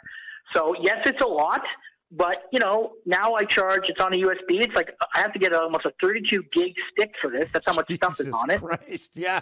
And it's only $40 for all of that. Yeah, and man, that's an incredible value. Like I said, as a fan of Darren Frost, anybody who's a fan of Darren Frost, I mean, how can you beat that? $40, you get, the entire fucking catalog. It's and what's even worse? What's even worse is I used to offer this online up until 6 months ago for only $20 because online I don't have to get a stick. There's no physical costs involved. So I would say at the end of the show, if you're interested, you can buy I'm the only comic in the world that did this. I offered all that 40 hours of material for $20 in a download. Yeah, that's crazy, man. That's and it's so smart. Nobody cared. Yeah, but nobody cared. Well, it's Canadian comedy, right? No one gives a fuck about it. Nobody cared. Not one article, not one thing like, holy cow, this is groundbreaking. Not one thing. Nobody cared. Man, that's, yeah. So I actually had to shut that down like a month ago, and now I'm only selling physicals at shows or through the mail because it's like nobody wanted to do it that way. I'm like, okay, fine. Like I couldn't get any press or heat on it. Like people after shows, they could just buy the one I had. Yeah. But it's like, people that hear me on XM and then go and then, that's the way they could do it, but it just didn't happen. Yeah. Yeah, but that's, it's not overly surprising though, really, is it? Well, there's just so much you can do now. So much you can download for free, and I sound like a heavy metal band from the '80s. No one's buying stuff, but that's the reality of it. Yeah, no, I am the Dawkins of the metal world, of the comedy world. That's what I am. Dude, that's a great fucking reference, first of all. I grew up, I was born in 75. I'm maybe 5 years younger than you are, but, sure. I fucking hair metal in the 80s. That was a great reference. Yeah, that's what I am. I'm Dawkins of the comedy world. Well, there you go. Someone's got to be Dawkins, right? Yeah. And none of this, don't feel like I'm complaining. I'm just stating facts. I'm doing all right. I'm enjoying life. I live in Barrie. I got 3 kids. I got a wife I love. I'm still married to. The road hasn't beaten that out of me yet. So yeah. I'm just stating all this stuff as facts. I'm not as negative as I used to be. I mean, there was a time I used to threaten to kill myself at the end of every show, and that got an applause break. Yes, I did read about that. Well, it's funny. Yeah. It's funny because like I said, when we worked together, when I first met you. You're a nice guy and you're a fun guy. Like you and I had some laughs. And sure. I don't know if you remember, but you ended up doing a podcast with my wife and her co-host at the time. And it was, there was a lot of bitterness in there. Sure. Which, when I listened to it, I'm like, man, he sounds bitter. But then I was, trying to balance it with the reality of me actually talking to you. It didn't seem that way at all. Right. Just kind of an interesting dynamic. Right. And the other thing is, too, when you play the bitter card in comedy, it's not a bad thing if that's what your comedy is at that time. And at that time, I was a really angry, in-your-face comic. So if someone goes, oh, he's too bitter, and that makes them not come to a show, that's not a bad thing. That's right. You don't want them there anyway. Like, you've got to remember, like, when I was in the Red Green movie and I had a huge part, my name was in the poster, I didn't advertise that either because the average Red Green fan is not going to like an angry troll screaming cunt at them for money. They're just not. Yeah, that's interesting, right? Because you're doing things that appeal to people, but that a lot of that audience is not going to be a crossover stand-up for Darren Frost, kind of fan, right? Yeah. Right. That's kind of weird. So if I come across angry or bitter or whatever, in reality, people who know me know it's part of the show or whatever, but in reality, that's not a bad thing because my stand-up is still very brutal. It may be a little more positive or trying to find the shining light, but in some of these topics, it's pretty hard to, and it's still pretty brutal. And it's still current, and I'm still doing, new material, which a lot of my, other people from my generation aren't. Oh, most of them aren't even doing stand-up. They're not even doing stand-up, most of them that I know. Yeah, but if they are, they're doing, what they were doing 10, 15, maybe even fucking 20 years ago, And once again, nothing wrong with that. If it works, don't fix it. I get it. I just can't do that. I mean, I invest so much time and interest in this profession that I just can't be a jukebox and just, I mean, there has been shows where I've had to do that. Sure. I'm not outside of it, but it's not what I'm, pushing towards. I'm constantly pushing. Like, if I don't write new material, I feel even more dead inside than I am. And it's just not a good thing. Yeah, you know, I take a lot of shit down here locally because I'm always on my podcast talking about how important it is to present new material all the time. And I take a lot of shit for that. But for me, man, I just don't get the fucking juice on stage if I'm doing, you know, old proven fucking stuff. I can't do something I've done, you know, 3 years ago just because I know it'll work. I just don't personally get the juice for it. And I'm not chasing it as a career. You know, I'm a hobbyist. You're doing it for fun. Yeah. So why would you? Exactly. I've resigned myself to that. And the only juice I get is from the new shit. But it is, it's nice to hear that, you know, some old veterans still have that kind of, you know, that same kind of feeling too. I mean, my whole thing is I always tell any young comic, you know, you're doing comedy for you. If you're doing comedy for anyone else, get out, because you will not have the wherewithal to stay in it. So if you want to do it for a hobby, know that. So therefore, why would you do anything that doesn't, A, make you feel good or make you feel like you have the integrity to do it? If you have these feelings, then you shouldn't do it. But I'll tell you, I don't tell comics what to do. I don't tell comics what to say on stage. I don't tell comics what they can't say on stage. I will tell them if it's stolen. If they ask me if I think it's hacky, I will tell them it's hacky. But I'm not going to tell you not to do it just to know that it's hacky. That's fine. Yeah. You know, I've fought a long time, 25 years of my career, fighting for comics' rights to say anything that they want to say. Yeah. And if that means it's a joke in poor taste, so be it. As long as that audience knows that that's the show that it is. I mean, that's why Rank and Vile is perfect. You know, I don't have to – I still put warnings on the door, but if you come to a show Rank and Vile and you don't like hearing the material because it's too harsh, that's shame on you, not shame on me. Absolutely. I've advertised it. I've told you what it is. And like I always say, it's like going to the haunted house and complaining that the bad man scared me. That's right. You know? Yeah. I mean, you're qualifying the performance before people even get there. Rank and Vile. You know, it's you know what you're gonna get. Yeah, you know, you don't. I know, and I say on stage, you don't hire Metallica to sing Rita McNeil songs. Yeah, that's a good analogy. You know, I'm not saying it wouldn't be cool. Sure. I'm just saying it's not smart. It wouldn't be fucking cool. Let's be honest. Right. Now, listen, if you're sick of telling this story, please stop me, and I won't be offended, and it's fine. But you know, you probably have the craziest heckler fucking story that I've ever heard. Yeah. And I haven't heard it from your point of view. I've just kind of seen the viral video and, you know, read a little bit about it. Would you entertain me and tell me the story of when, you know, you were heckled, you went against this heckler, they threw something at you, and more importantly, what ensued after? Because I really think that's the most, you know, interesting thing about it. If you don't mind telling the story, man, I would love to fucking hear it from you. So there's actually 2 videos, and this is what's so sad of my career, of 4 DVDs and countless YouTube videos. My 2 highest ranked videos are the one where I get assaulted with a glass, a heckler story. And then the other one is when someone heckles me about my cancer. They're my 2 top videos for views. Yeah, it's depressing. It's depressing. Not galas on JFL, not Halifax, not Winnipeg, nothing. Yeah. You know, it goes 1.5 million views for, you know, glass in the gut, 800,000 for cancer, and then my next video is like 30,000. Like, it's that much of a sadness attached to that statement. Yeah, that is so the one, they both happened in the same town. The cancer video and the assault video. Oh, no kidding. And that was London, Ontario. Yeah, I have a very bad history in that town. Right. So I was doing a show, and just so you know, on this tour, I was doing some pretty brutal, angry stuff. Everyone that walked through the door saw a sign, and on the door, it literally said, and not just that door, every door they went through.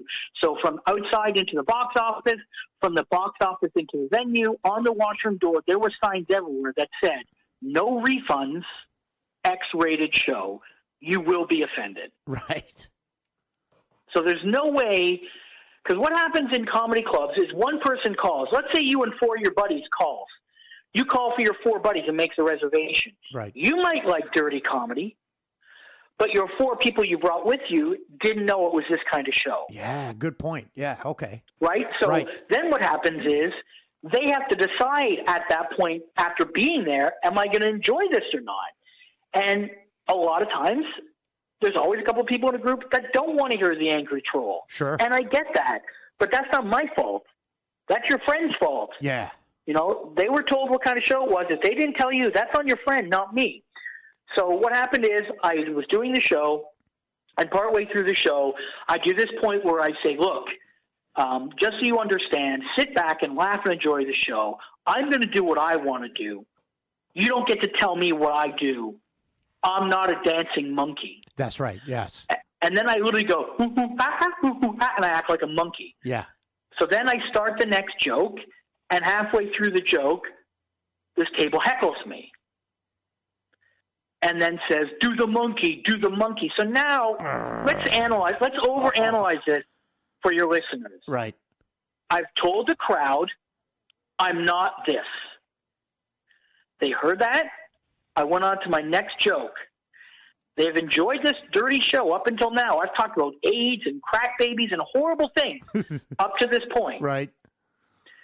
Then they throw back in my face the one thing I told them, it ain't going to happen.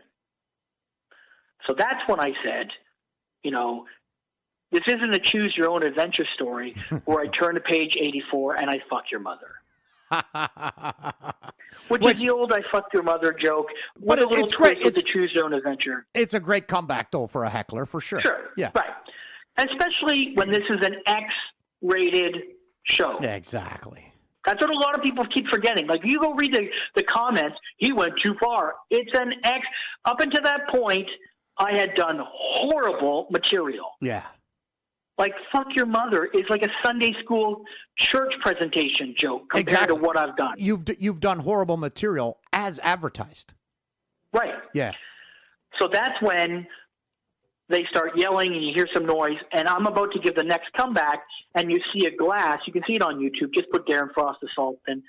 And the glass comes into frame, and what they've done is they've thrown a Scotch tumbler glass.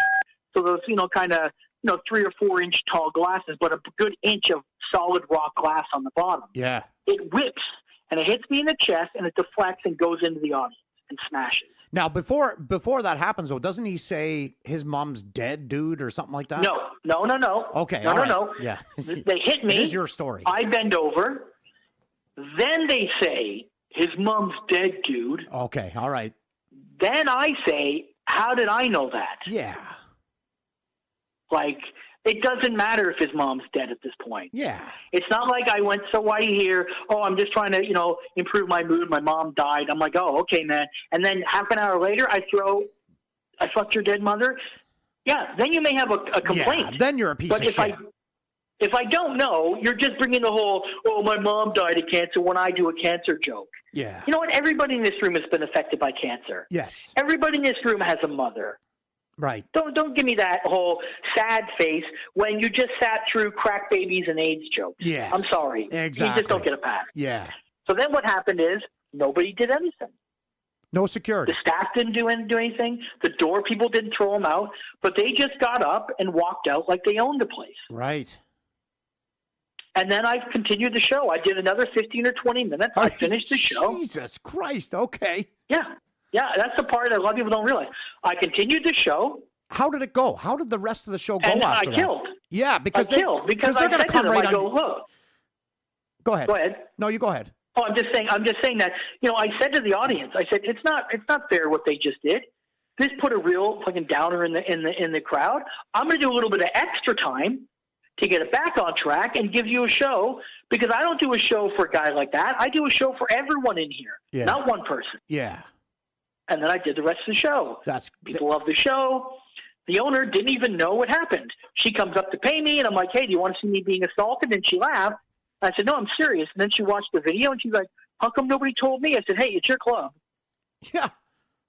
And then after that, I posted the clip online, and then that comedy club owner was really pissed at me and started saying bad things about me behind my back and online, and saying that she felt that it was justified I got assaulted because of what I said. Are you fucking serious? No. Jeez. Like, never mind, the fact that it was his inability to fucking, send security out. Right. And now going to point the finger at Jesus Christ. That's fucking crazy, Darren. And then you step back from that, and you've got to analyze it like this. When you're talking about going from a verbal fight to what you say to then moving it to physical, that's a step up. So it doesn't matter what the comic says on stage. The people can yell back. That's equal. The people can demand a refund, even though it said no refunds because of what I said. That's up to the owner. Yeah. But the second that they move it up to physical, there's no argument. No, it's unacceptable. It's zero fucking tolerance, man. Like, I have comic friends that fight each other, and my attitude is, if you've got to physically fight someone, you've lost a word fight. I've always said that. And even my good friends fight, and I get it. But my attitude is, if you're fighting with a comic, this got to get physical, you've lost a word fight. Yeah. Yeah. The whole point we're in this is to say horrible things to each other, then, do that. But the second you got to go, I'm going to take you outside and beat you, it's like, oh, it's because you've lost it. That's why. Yeah, that's right. You can't compete verbally, so you go to the physical. Yeah, absolutely. And the problem is that video has probably damaged my career more than helped. Really? Yeah, for sure. Because there's so many people that just see that video, and that's the first one they pop up, and they don't know the background to it, and they don't know any of the really inner workings of comedy, and they just go, this fat guy sucks. Yeah. You read the comments. 8 out of 10 comments, this fat guy sucks. He's not funny. And the whole video starts saying, it's not supposed to be funny. Yeah, exactly. It's supposed to show you what you don't do at a comedy show. Yeah. Yeah, it's not a clip of your fucking greatest moments. I had New York comics call me a pussy, and that, Jimmy Carr would have handled it differently. Don't give me that Jimmy Carr would have handled it differently bullshit. How do you how would anybody know how you would respond to a fucking, a 1-inch fucking whiskey glass hitting you in the chest? Right. That thing was hurled at you, man. Anybody can just go watch the fucking video. Man, they fucking whipped that thing at you. Yeah. Yeah. So, I'm supposed to just dance like a monkey after that. Yeah. What were they? It's interesting. Like, what were they expecting as a response from you from it? Like, that's fucking crazy, man. Jesus. Well, Christ. Here's the thing. So we had friends at the table, and a little side note to this. So I don't know what to do. Do I press charges because it's assault? Right. So, but I don't have his name. So of course, they didn't take his visa slip, or the club's not helping me whatsoever. So it's weird. So I'm, at the time especially, my website was big, and it was getting a lot of traction. So I just get an anonymous email to my website. And I know, however you find me, I have personal emails and then I have website emails. So I know if you got to me through my website or how you get to me. I know how. Yeah. So this guy went to my website, sent me a message, and said to me, this is the guy's name. Oh, so shit. His friend ratted him out. Yeah, wow. Because obviously his friend felt that was too far. Yeah, too far. Now, if you watch that video, if that glass would have went 6 to 8 inches higher, I would have been dead. Oh, yeah. You're certainly unconscious. Yeah. If that thing hits you in the chin, you're going fucking down, Darren. Right, but if it hits you in the side of the head, you could be dead. If it hits you in the throat, you could die. Absolutely. Like, there's multiple places that it could have hit me and cause at least irreversible damage. Sure, absolutely. So his friend emails me his name. So I'm like, okay, so then I call the police. And the thing is, in Canada, wherever you get assaulted, that's where you have to contact the police. Okay. So if you come to Toronto and get assaulted and go back home, you can't call your local police station and file a report. Yeah, you have to file it in the town it happened. Yeah, makes sense. So I just called London, and I'm not going to be there for a while. I don't live in London. Sure. So I talked to this officer. He says, okay, email me the link to this video, and I'll watch it. So I do. And then I call him back, and he goes, okay, can I talk to you off the record? And I go, yeah, sure. Yeah. He goes, you've given me his name, and I've looked him up, and he's got priors. Ooh. So the most he's going to get out of this is maybe a slap on the wrist and a fine. Of course. And then you got a guy who's really pissed off at you. Yeah. And he can find you. You have a website, right? Yes, I do. He can find you every single weekend where you are. Yeah. He goes, do you have kids? I go, yes, I do. I wouldn't go forward with this. Fuck. Yeah. Well, he makes a good point, though, doesn't he? Yeah. Yeah. Now, some people will be like, see, that's why cops are... No, here's a guy who said to me, look, you can press charges. Yeah, but here are the consequences. But here are the consequences. Yeah. So I didn't. Yeah. Well, that makes fucking sense, man. He's right, and actually, that's a good cop, man. To give you that fucking advice off the record, absolutely. Yeah. Yeah, he didn't have to do that. I mean, he wasn't saying don't do it. He's saying here's what I wouldn't do it. Yeah. I have access to information that you don't. I know what his priors are. Stay away from it. So I'm like, okay, fine. Yeah. Fuck, eh? So, but something very crazy happened. You went to the doctor, right? Because I mean. Oh, so what happened was 2 weeks earlier, I had a biopsy on some moles that I had, and some places on my skin, and then so that Saturday night, I got I have a giant grapefruit welt on my stomach from the hit.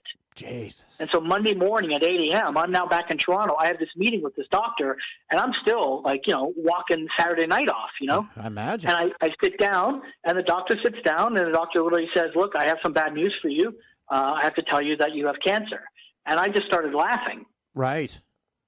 And the doctor's like, when I normally tell someone, they don't normally laugh when I tell them they have cancer.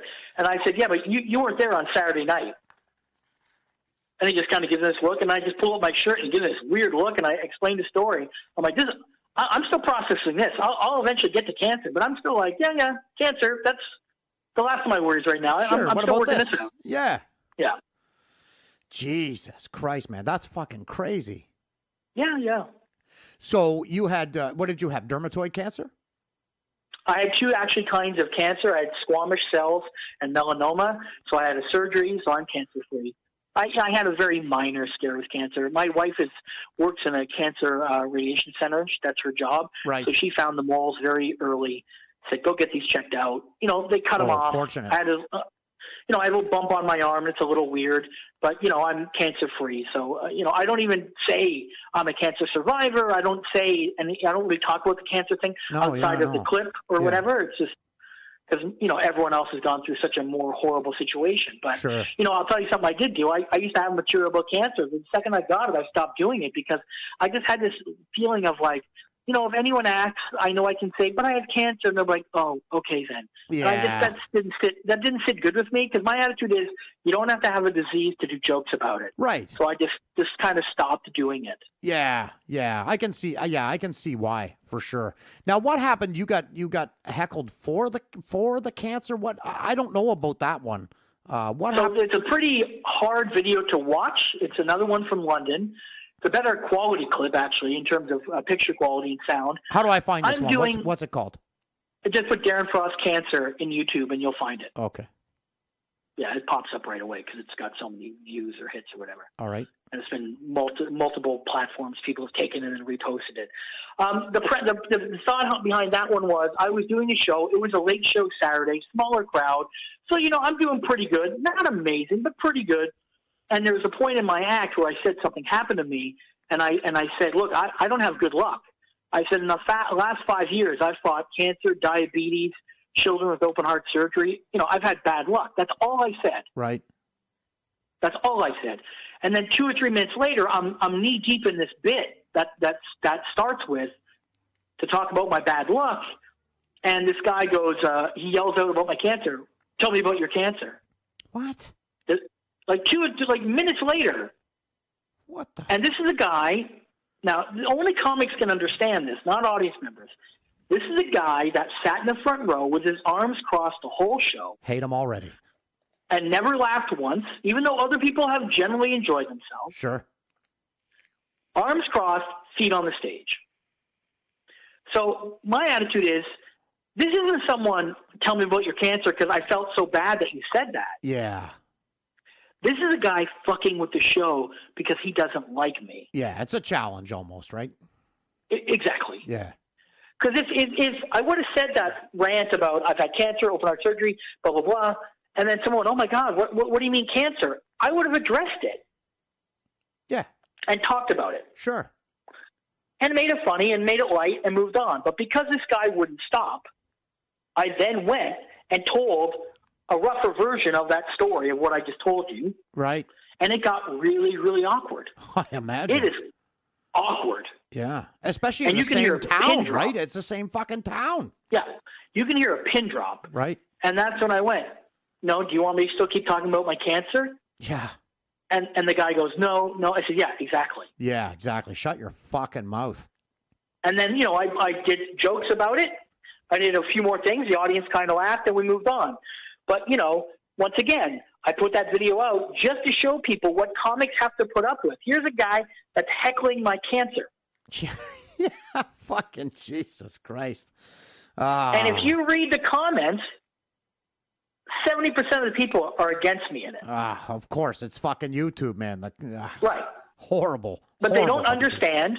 They don't get it. The context, right? I mean, everything has context. No one looks at it nowadays. Right. Yeah. And that's fine. And I put it out there, and I probably should delete both videos. But I'm like, like I said, it's not going to make or break my career now. But it probably wasn't the smartest thing to put those two videos out. But the cancer one got some traction. A few things. I did a couple interviews, so it got me some press for a couple months. I guess mission accomplished, but in the longevity of a career, it's a blip on the screen. But those are my two most famous clips, and they still get a lot of views. Yeah, well, I mean, people love that heckler smashing. It's like, of course, okay. Yeah, of course. But it's I get tired of it. It's your history, right? Right. So why the hell not leave it out there? Now I know you've done a fucking ton of radio and stuff. Do you have a podcast currently right now? No, I don't. I did have an XM show for 3 years, and then we did stop it. And then there was talk about us coming back, so we actually did one extra episode because Steve Pearl was in town, and I'm a big Steve Pearl fan. Right. If anyone out there is a big comedy fan, look up Steve Pearl. He's known to be the guy who Rob Williams stole the most material from. He's hilarious and a killer. Did he pay Steve? Because I know later in his career, he started paying. Yeah, and they made amends, and they were friends near the end. So I really should say that. So, yes, Ron Williams did pay him, and he's fine with what happened or whatever. But, he was someone that, he was a killer. He's a great comic. So he was in town. So me and Dave just did a one-off. And then there's always been talk about me maybe doing another podcast. But you know what? Time is a motherfucker, and it takes time, as anyone knows who does a podcast. And it's not the most rewardful, most thing that you get a reward from unless you really want to do it. And my heart's just not in it like that. So I decided not to. I still listen to podcasts. I still enjoy them. Obviously, I'll appear on them. But to do the week in, week out grind of trying to have interesting things for my listeners to listen to, it's tough. I did it for 3 years on XM. Yeah, it's tough. It is tough. I do actually 2 a week. I've got this. Right. I've got this show, and I do an MMA show. With a co-host, right. and I mean, that's 2 days a week, for me after work that are fucking gone, right? They're an absolute write-off, and it's not always great, I mean, tonight this is great. I get to talk to Darren Frost, and you're a great conversationalist. It's not always that way, Sometimes it's fucking work, and it does grind on you. Yeah, I was just curious if you had a regular podcast because I was certainly gonna check it out. No. I mean, we still have past episodes up on iTunes, and I still think, my show on XM was good, wasn't great, but I will tell you that we were the only show that highlighted more Canadian content and comics and interviews on XM radio than any other show on the whole platform. I don't think we get a lot of credit for that, but so be it. There's a couple episodes, if anyone is going to go listen to it, that I really think people should listen to, and the first one is the one with Ron James. So the show is called Anything Goes. And it's with Darren Frost and Dave Martin. The episode with Ron James is almost a masterclass in comedy. It's amazing. He says things that you don't expect Ron James to say. He talks the talk and he walks the walk. Oh, really? I mean, yes, he is. He does not mince words on his thoughts. And then the other episode that's very good is we recorded a 90-minute one with Mike McDonald before he died, nice. And we get into a lot of his past because a lot of young comics don't even know his past, and some of his past transgressions against other comics. So we kind of get into it, right? And we talk about those things, and it was good for him to kind of make amends with some of those comics. Oh shit, dude, that's my bedtime fucking story tonight. Yeah, it's a really good episode. It is a long one, but it's good. And then the other one that's really good is the interview with John Wing, where we talk and we get into a bit of an argument on it, saying that he thinks stand-up comedy is a craft, and I think it's an art form, and we kind of get into it in a fun way, in a very professional way, but we definitely did argue. It was good. So there's tons of episodes there that's out in the internet and the stratosphere that people listen to. We had fun doing it, but after 3 years, it was enough. Yeah. Who is your favorite Canadian comic?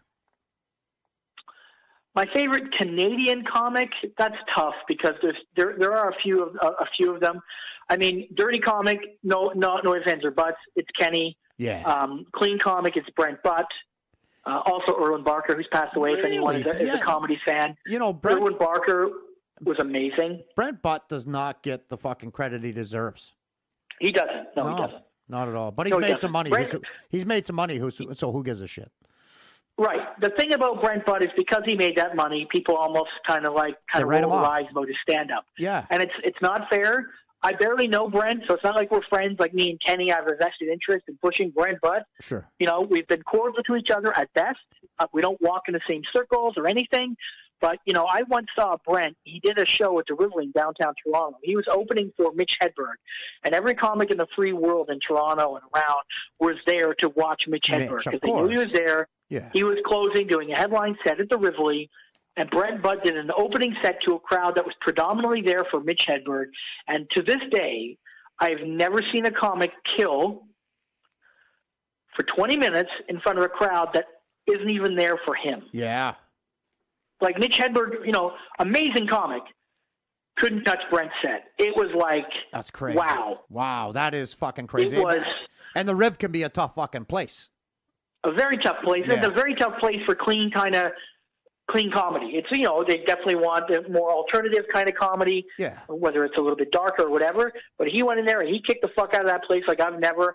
And what's weird is over the years I've done a lot of radio interviews and a lot of morning kind of shock jocks or morning radio. Sure. And there's this thing where people automatically think that because I'm a dirty comic, I don't like Ron James or I don't like Brent Butt. Yeah, and I'm like, and they'll ask me even off air, is he really that good of a guy, Brent Butt? Because, he came in here, he was nice. But I'm like, yes, that is Brent. Yeah. That is that guy. He is that guy. His on-stage demeanor is actually him.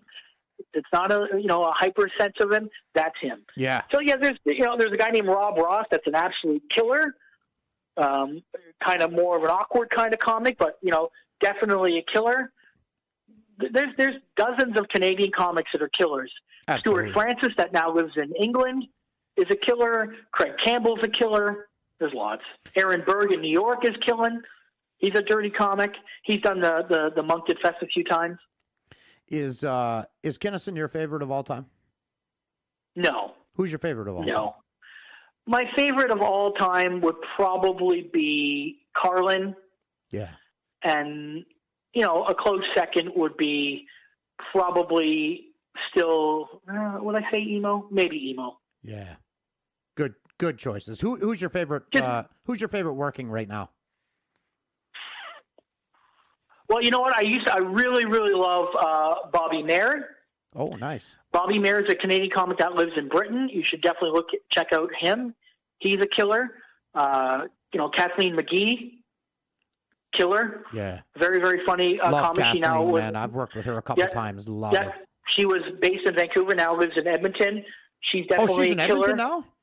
Yeah, she moved back to Edmonton with her boyfriend. Oh, I didn't know that. She's based out of there now. Right. Just Edmonton. Alberta's just a better scene than BC for comedy and just being on the road. Is it really? Well, Vancouver's a great city to live in, but it's not a great city to do comedy in. Yeah. I just worked with, this past weekend, I just worked with Damon Schroeder. Oh, yeah, Damon's great, yep. Yeah. What a nice guy, eh? Yeah, nice guy. Probably Canada's best storyteller, for sure. Yeah, man. That's his style. Yep, he's definitely a storyteller. You could bring your mom and dad to it, and they would still enjoy it because he's got that cadence. For sure. He's a storyteller. He's lived out in Vancouver for years. Yeah, that's right. But he's a storyteller, but his stories are fucking peppered with punches. Oh, yeah. Yeah. Very good, man. I was very impressed. Super nice guy. I really, I was an honor to work with him. But, he's a Vancouver guy for sure. And Vancouver's a tough town. Audiences aren't the greatest. So a lot of those comics, guys and girls, who have kind of made it to being headliners in Vancouver are killers because they haven't played the easy crowd. So when they go to a town that's a little easier, I hate to say it, the East Coast is a little bit of an easier crowd to, get going and get on your side.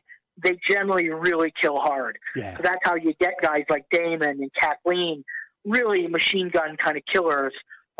So yeah, they know what they're doing. Yeah, and you're absolutely right. They both killed at Chuckles Comedy Club. That's for sure.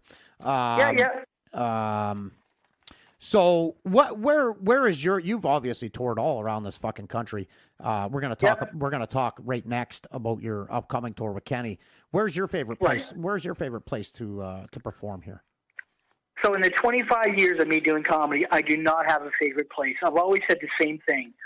I've always said, give me 50 people in a dark club that want to hear what I have to say versus 250 people that are full of birthday parties and Christmas parties and I don't give a fuck parties. Yeah, absolutely. Yeah, low ceiling, dark. I don't care what day they were born on. I don't care about any of that. I don't care that you're fucking your boss and he paid for this Christmas party. I don't care about any of it. Yeah. Shut your mouth. Did you come to laugh? Face forward. Yeah. Laugh at what I have to say, and if I talk to you, talk back. But if I don't, shut the fuck up. Yeah, that's the perfect audience, isn't it? It is, and I've had that on the East Coast. I've had that in the West Coast. I've had that in towns that are known to be shitty for comedy, and I've had that in towns that are great for comedy. And I've also had shitty shows in towns that are great. Sure. Halifax is a great comedy town, but I've had shitty shows there. Me too. It only takes two douchebags to wreck a show. Absolutely, yeah. You can't pick the fucking crowd. One douchebag to yell out, and his buddy to keep egging him on. That's all it takes. Yeah, absolutely. Hopefully, you don't throw a fucking whiskey glass.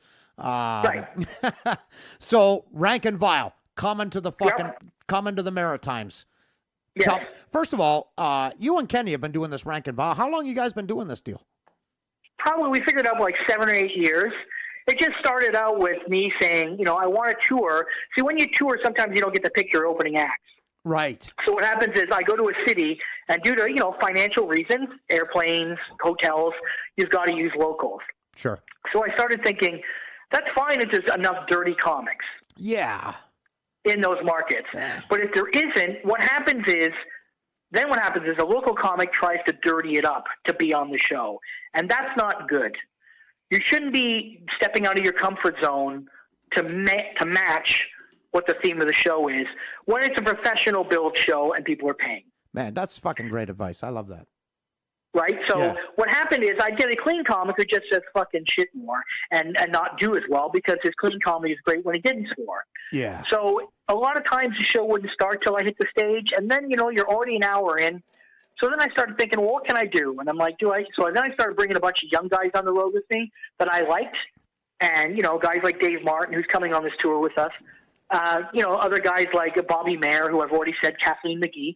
And I said, this is great. But then I said to myself, I wonder if I can get it where it's a special show, like a bigger show. And that's when I talked to Kenny. And I knew that Kenny wasn't working a lot at the time, and that bothered me greatly. Sure. So I said, look, if I can get this off the ground, Kenny, will you do it? He said yes. So we started doing it just locally in Ontario.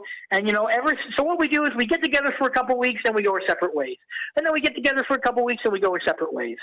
So that way, because I'm carrying the bulk of the business on it, I don't have enough time to do full-time rank and file, like promotion and find venues and all that. But I can do it every couple of weeks, twice a year. Sure. So that's really what we're doing now. Probably like 2 tours a year of 2 or 3 comedy clubs in a row, and then a bunch of one-offs here and there. And then we've been doing it for 7 years, and we've been all the way from Newfoundland with sold-out shows on the hardest weekend of the year. We've been to Yellowknife. We've been to Vancouver. We've done comedy festivals. For a dirty show, it's a 1-2 punch because not only do you get Kenny, who's a legend, you get me, 27 years in, with 0 overlap and 0 conflicting or similar things. Yeah. It really does work. I have never seen Kenny live. I'm really excited that you guys are coming down because I'm obviously going to come out and check out the shows. So where are you going to be? What does this tour consist of? Obviously, you're coming to St. John Yuck Yucks, right? Yeah, so October 11 to 13, we're at Halifax Yuck Yucks. Okay. So we're doing shows Thursday, Friday, Saturday. And then the next Thursday, which is the 18th to the 20th, we're at the St. John Yuck Yucks for the weekend there. And really looking forward to it. Last time we were out there, I know that Halifax was packed for this. We've never done St. John, but I did St. John last year in the fall, and it was right. a great turnout. Yeah. So I mean, Rank and Vile is just a show that we always say, if you like dirty comedy, come out. And, bring your grandmother if she likes Black Sabbath and gin. That's what I always say. It's great, actually, this month at Yucks, because you guys are coming. And I think right after you guys, Rouse is coming into town, too. So there's a lot of yes, he is, yeah. rank and Vile crazy shit going on at Yucks here in St. John, which is nice because, as a comic, man, sometimes, I'll go to Yucks and I'll check out the show, and it's a lot of fucking, vanilla shit. Do you know what I mean? And yeah, I mean that's your taste, and of course, vanilla shit is someone else's, Grey Poupon. That's the way the world works. Absolutely, it's so subjective, right? My attitude is what I don't like is that dirty comedy has taken a backseat to certain other kinds of comedy in this country, but yet it's actually what a lot more people like than the industry gives it credit for. Absolutely, man. They're not honest about it. Yes, you're absolutely right. Yes. It's not about clean comedy sucks, and it's not about dirty comedy is amazing. No. Good comedy is hard, whether it's clean or dirty, and both of them deserve a spot at a comedy club. But what happens is, clubs book on what the owner sometimes likes or what that chain of comedy clubs likes. So, at Absolute, they don't like it that dirty. They like it a little cleaner, and Yuck Yucks likes it a little dirtier. But even in both those clubs, they have dirty and clean guys. Yeah. I've always said that. It's hard to do good comedy, and if you like good comedy, the benefit to the internet is simple. You don't have to go and maybe find out if you like someone anymore. You can watch a clip, and you can watch me in 3 minutes and know if I'm going to like 45. Yeah, absolutely. And that's what people should do. They should be, Googling clips, watching clips of any comic, not just me, even a clean comic that's coming, because you're paying your money and you have that opportunity to find out if you even like it. Yeah, absolutely. And I mean, it's difficult, right? Like I have always said, I don't think people realize this, that comedy, you have to go out and see it live because the energy when you're there live is so much different. You can't get that sense from it, from a video, in my opinion. Yeah, and you know what? Even if a comic does the same jokes, 90% of the comics that even do that, the shows aren't always the same. Something happens in the audience, they talk about it, whatever. They may talk off the top for 5 minutes about what's going on in their day and then kind of slip into the tried and true. But still, you cannot ignore the fact that it's great to sit in your basement and watch Family Guy. Me personally, it's not great to sit and watch comedy. I can't do it. I'd rather even go to a theater or a comedy club and sit in the back or stand because I'm a comic. But I would much rather prefer something live. But, people cocoon. They don't have as much money. Yeah. I mean, that's another thing on the East Coast. It's kind of sad is that, 10 years ago, I could do other shows in between these two weekends. But on this tour, we couldn't even get one town on board. So me and Kenny are sitting around doing nothing for 4 days. No kidding. Which isn't the greatest. Yeah. Which is sad. But just the finances of people going out. I know things are tough out there. Yeah. I realize that. But, it's people are not going out and spending as much money as they used to. No, and you know what the thing is, they, Darren, they almost don't have to because, right. Joe Rogan's special is out today. You can watch fucking Bill Burr, Jim Jeffries, Dave Chappelle, you fucking name it. You can sit home and fucking watch it on Netflix from the comfort of your own home. You can, sit there and smoke dope and drink beer and sit in your fucking living room and see the best comedy. Absolutely. For nothing. And it's right there in the comfort of your own home. But people miss the fact that energy, right? The energy of the live show. What do you always say? But I always say, every comic you just named, either myself or Kenny has shared a stage with them. Yeah. And they're coming to your town, and it's $22 to get in. If Jim Jeffries came to your town, it'd be over $100 for a ticket. Yeah, I saw Jim here. For me, I got free tickets, but I'm pretty sure it was $112. Right. For my ticket. I like Jim Jeffries. Jim is funny, and I did the Nasty Show with him in 2005. Oh, did you? Great guy. Oh, that's awesome. Yeah. Yeah. Funny guy. But, do I think that he's going to throw, and this is maybe not the right thing to say, but do I think he's going to throw something at $100 that I'm not going to throw at $22? I personally don't. No, I don't think so either. I mean, I think at this point now, what you're paying for is the celebrity, not necessarily the content, right? Right. Yeah. Right. And I understand that culture. I get it. And that's what young people are excited by. I get it. I was 19 once too, and I probably would never have went and saw Carlin versus the young, hip kind of comedy that's going on at that time. Yeah. And, Carlin probably bitched about it too. I get it's the cycle. Yeah. But people start to lose track of how much they're actually paying for things. Yeah. That's the big difference. It's like, yeah, we're coming to your town for $22. When me and Kenny go on the road in Ontario and we play your own venues, it's $40. Yeah. Like, that's the difference. Like, some of these clubs, whether you like them or not, it's a reasonable price ticket. And if you do your research, you can see world-class entertainment for that price. Yes, sometimes it sucks. Yes, sometimes it's hacks. Yes, sometimes it's shitty comedy. But if you do your research and you meet a friend that's a comic and they can steer you right, that's all it takes. The number of people that message me and go, hey, this guy in blankety blank is playing. Is he funny?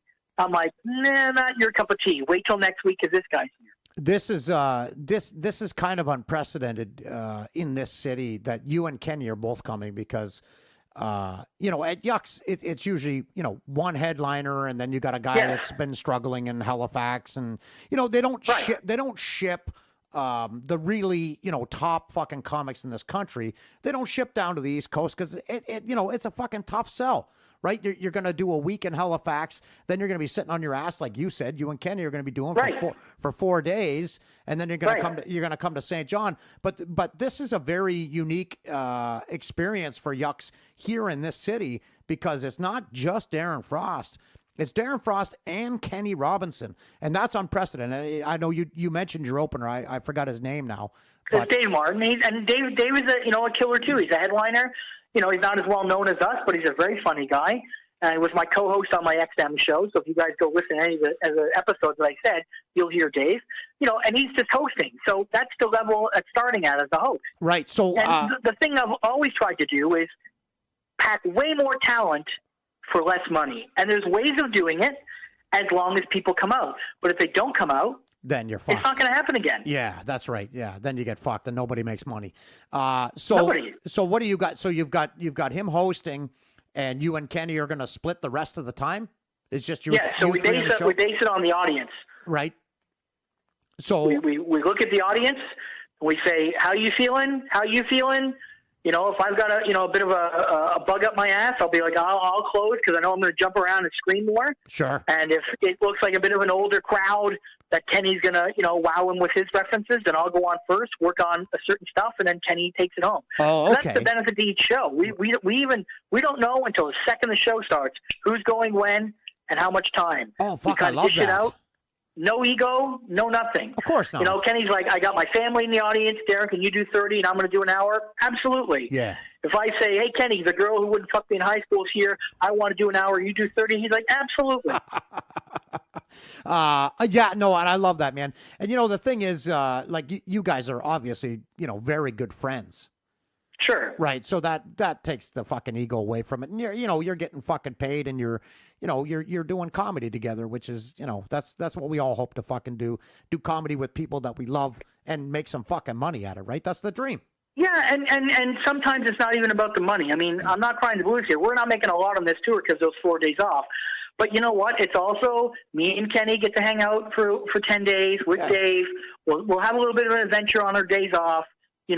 We'll figure some stuff out. We'll have some great shows. Hopefully, like I said, we're going to record for sure in St. John, maybe Halifax. I'm not sure about that. And if we can release a CD, live in the East Coast, then that's another benefit. So it's not always about the money. It's also about the camaraderie. It's also about the shows. And like I said to you, if 20 people come out and they're willing to hear this kind of comedy, to me, that's better than 150 birthday parties. Yeah. So I'm not even asking for 1,000 people and sold-out shows. Because as far as I'm concerned, sold-out shows leads to more cunts. All I want is a crowd that's there for it. For comedy, and, open-minded, know they like dark comedy, because I'm literally throwing 15 minutes of the harshest material that I've ever done. So I know that.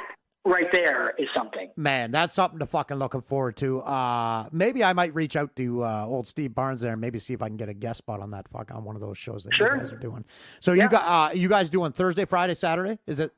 Yep. Yes. Thursday, Friday, Saturday in Halifax, October 11 to 13, and then St. John the 18th to the 20th. And I'm driving out with Dave, so we're doing a road trip on the way out, and then I'm flying home. So by that time, if we're not killing each other, we're going our separate ways. So that'll be good. And and hopefully it goes well. We can come back. I still have rumblings to do another tour, just maybe not with the clubs in the other towns, because I still think the East Coast loves dirty comedy, and they don't get it to this level. Yeah, no, you're absolutely right on both of those counts. I can't fucking wait for you guys to come into town. I wish it was tomorrow. I'm gonna be there. Like I said, I might even try to squeeze in there on a guest spot. Sure. Okay. If they've had me, but. And also, if I can just push one other thing, Please. On the Saturday of each weekend, me and Kenny are doing a class. That's what I was going to talk to. Yeah, you're going to do a workshop? We're going to do a workshop. It's a 4 to 5 hour workshop. Half of it is myself, and I've got 80 points that I make of mistakes and things that I've done over my career that you shouldn't do. So these are actual real things. Right. And then the second half is Kenny, and he'll be doing a writing workshop where you actually have to bring in newspaper articles and bits, and we're going to workshop them right there and tag and try to help and work it out. So it's a very comprehensive 4 to 5 hours. It's only $40, and trust me, that is nothing. That's just so me and Kenny make a little bit of money for our time. And, if anybody's interested, they can get in touch with me through Facebook. I know the Halifax one is definitely filling up, but the one in St. John still has a few spots. So if anyone's interested and is listening to this, let me know. Okay, first of all, can you please put me down as one of those spots? Absolutely. Absolutely. And what day and what time is this happening? Because I got to be honest. I got to be honest with you, Darren. The comics that attended your last workshop here last year.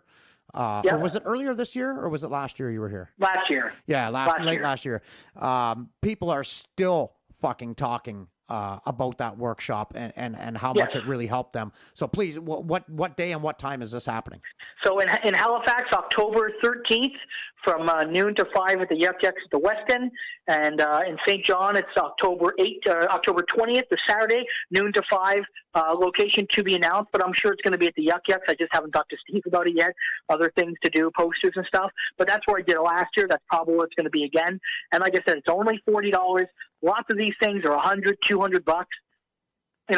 We're not here to pay our rent with it. We're just here to make a little bit of money and pass on hopefully some wisdom to young comics. And I appreciate that other comics enjoyed it last year because I've always had good feedback, and I think it does make a difference.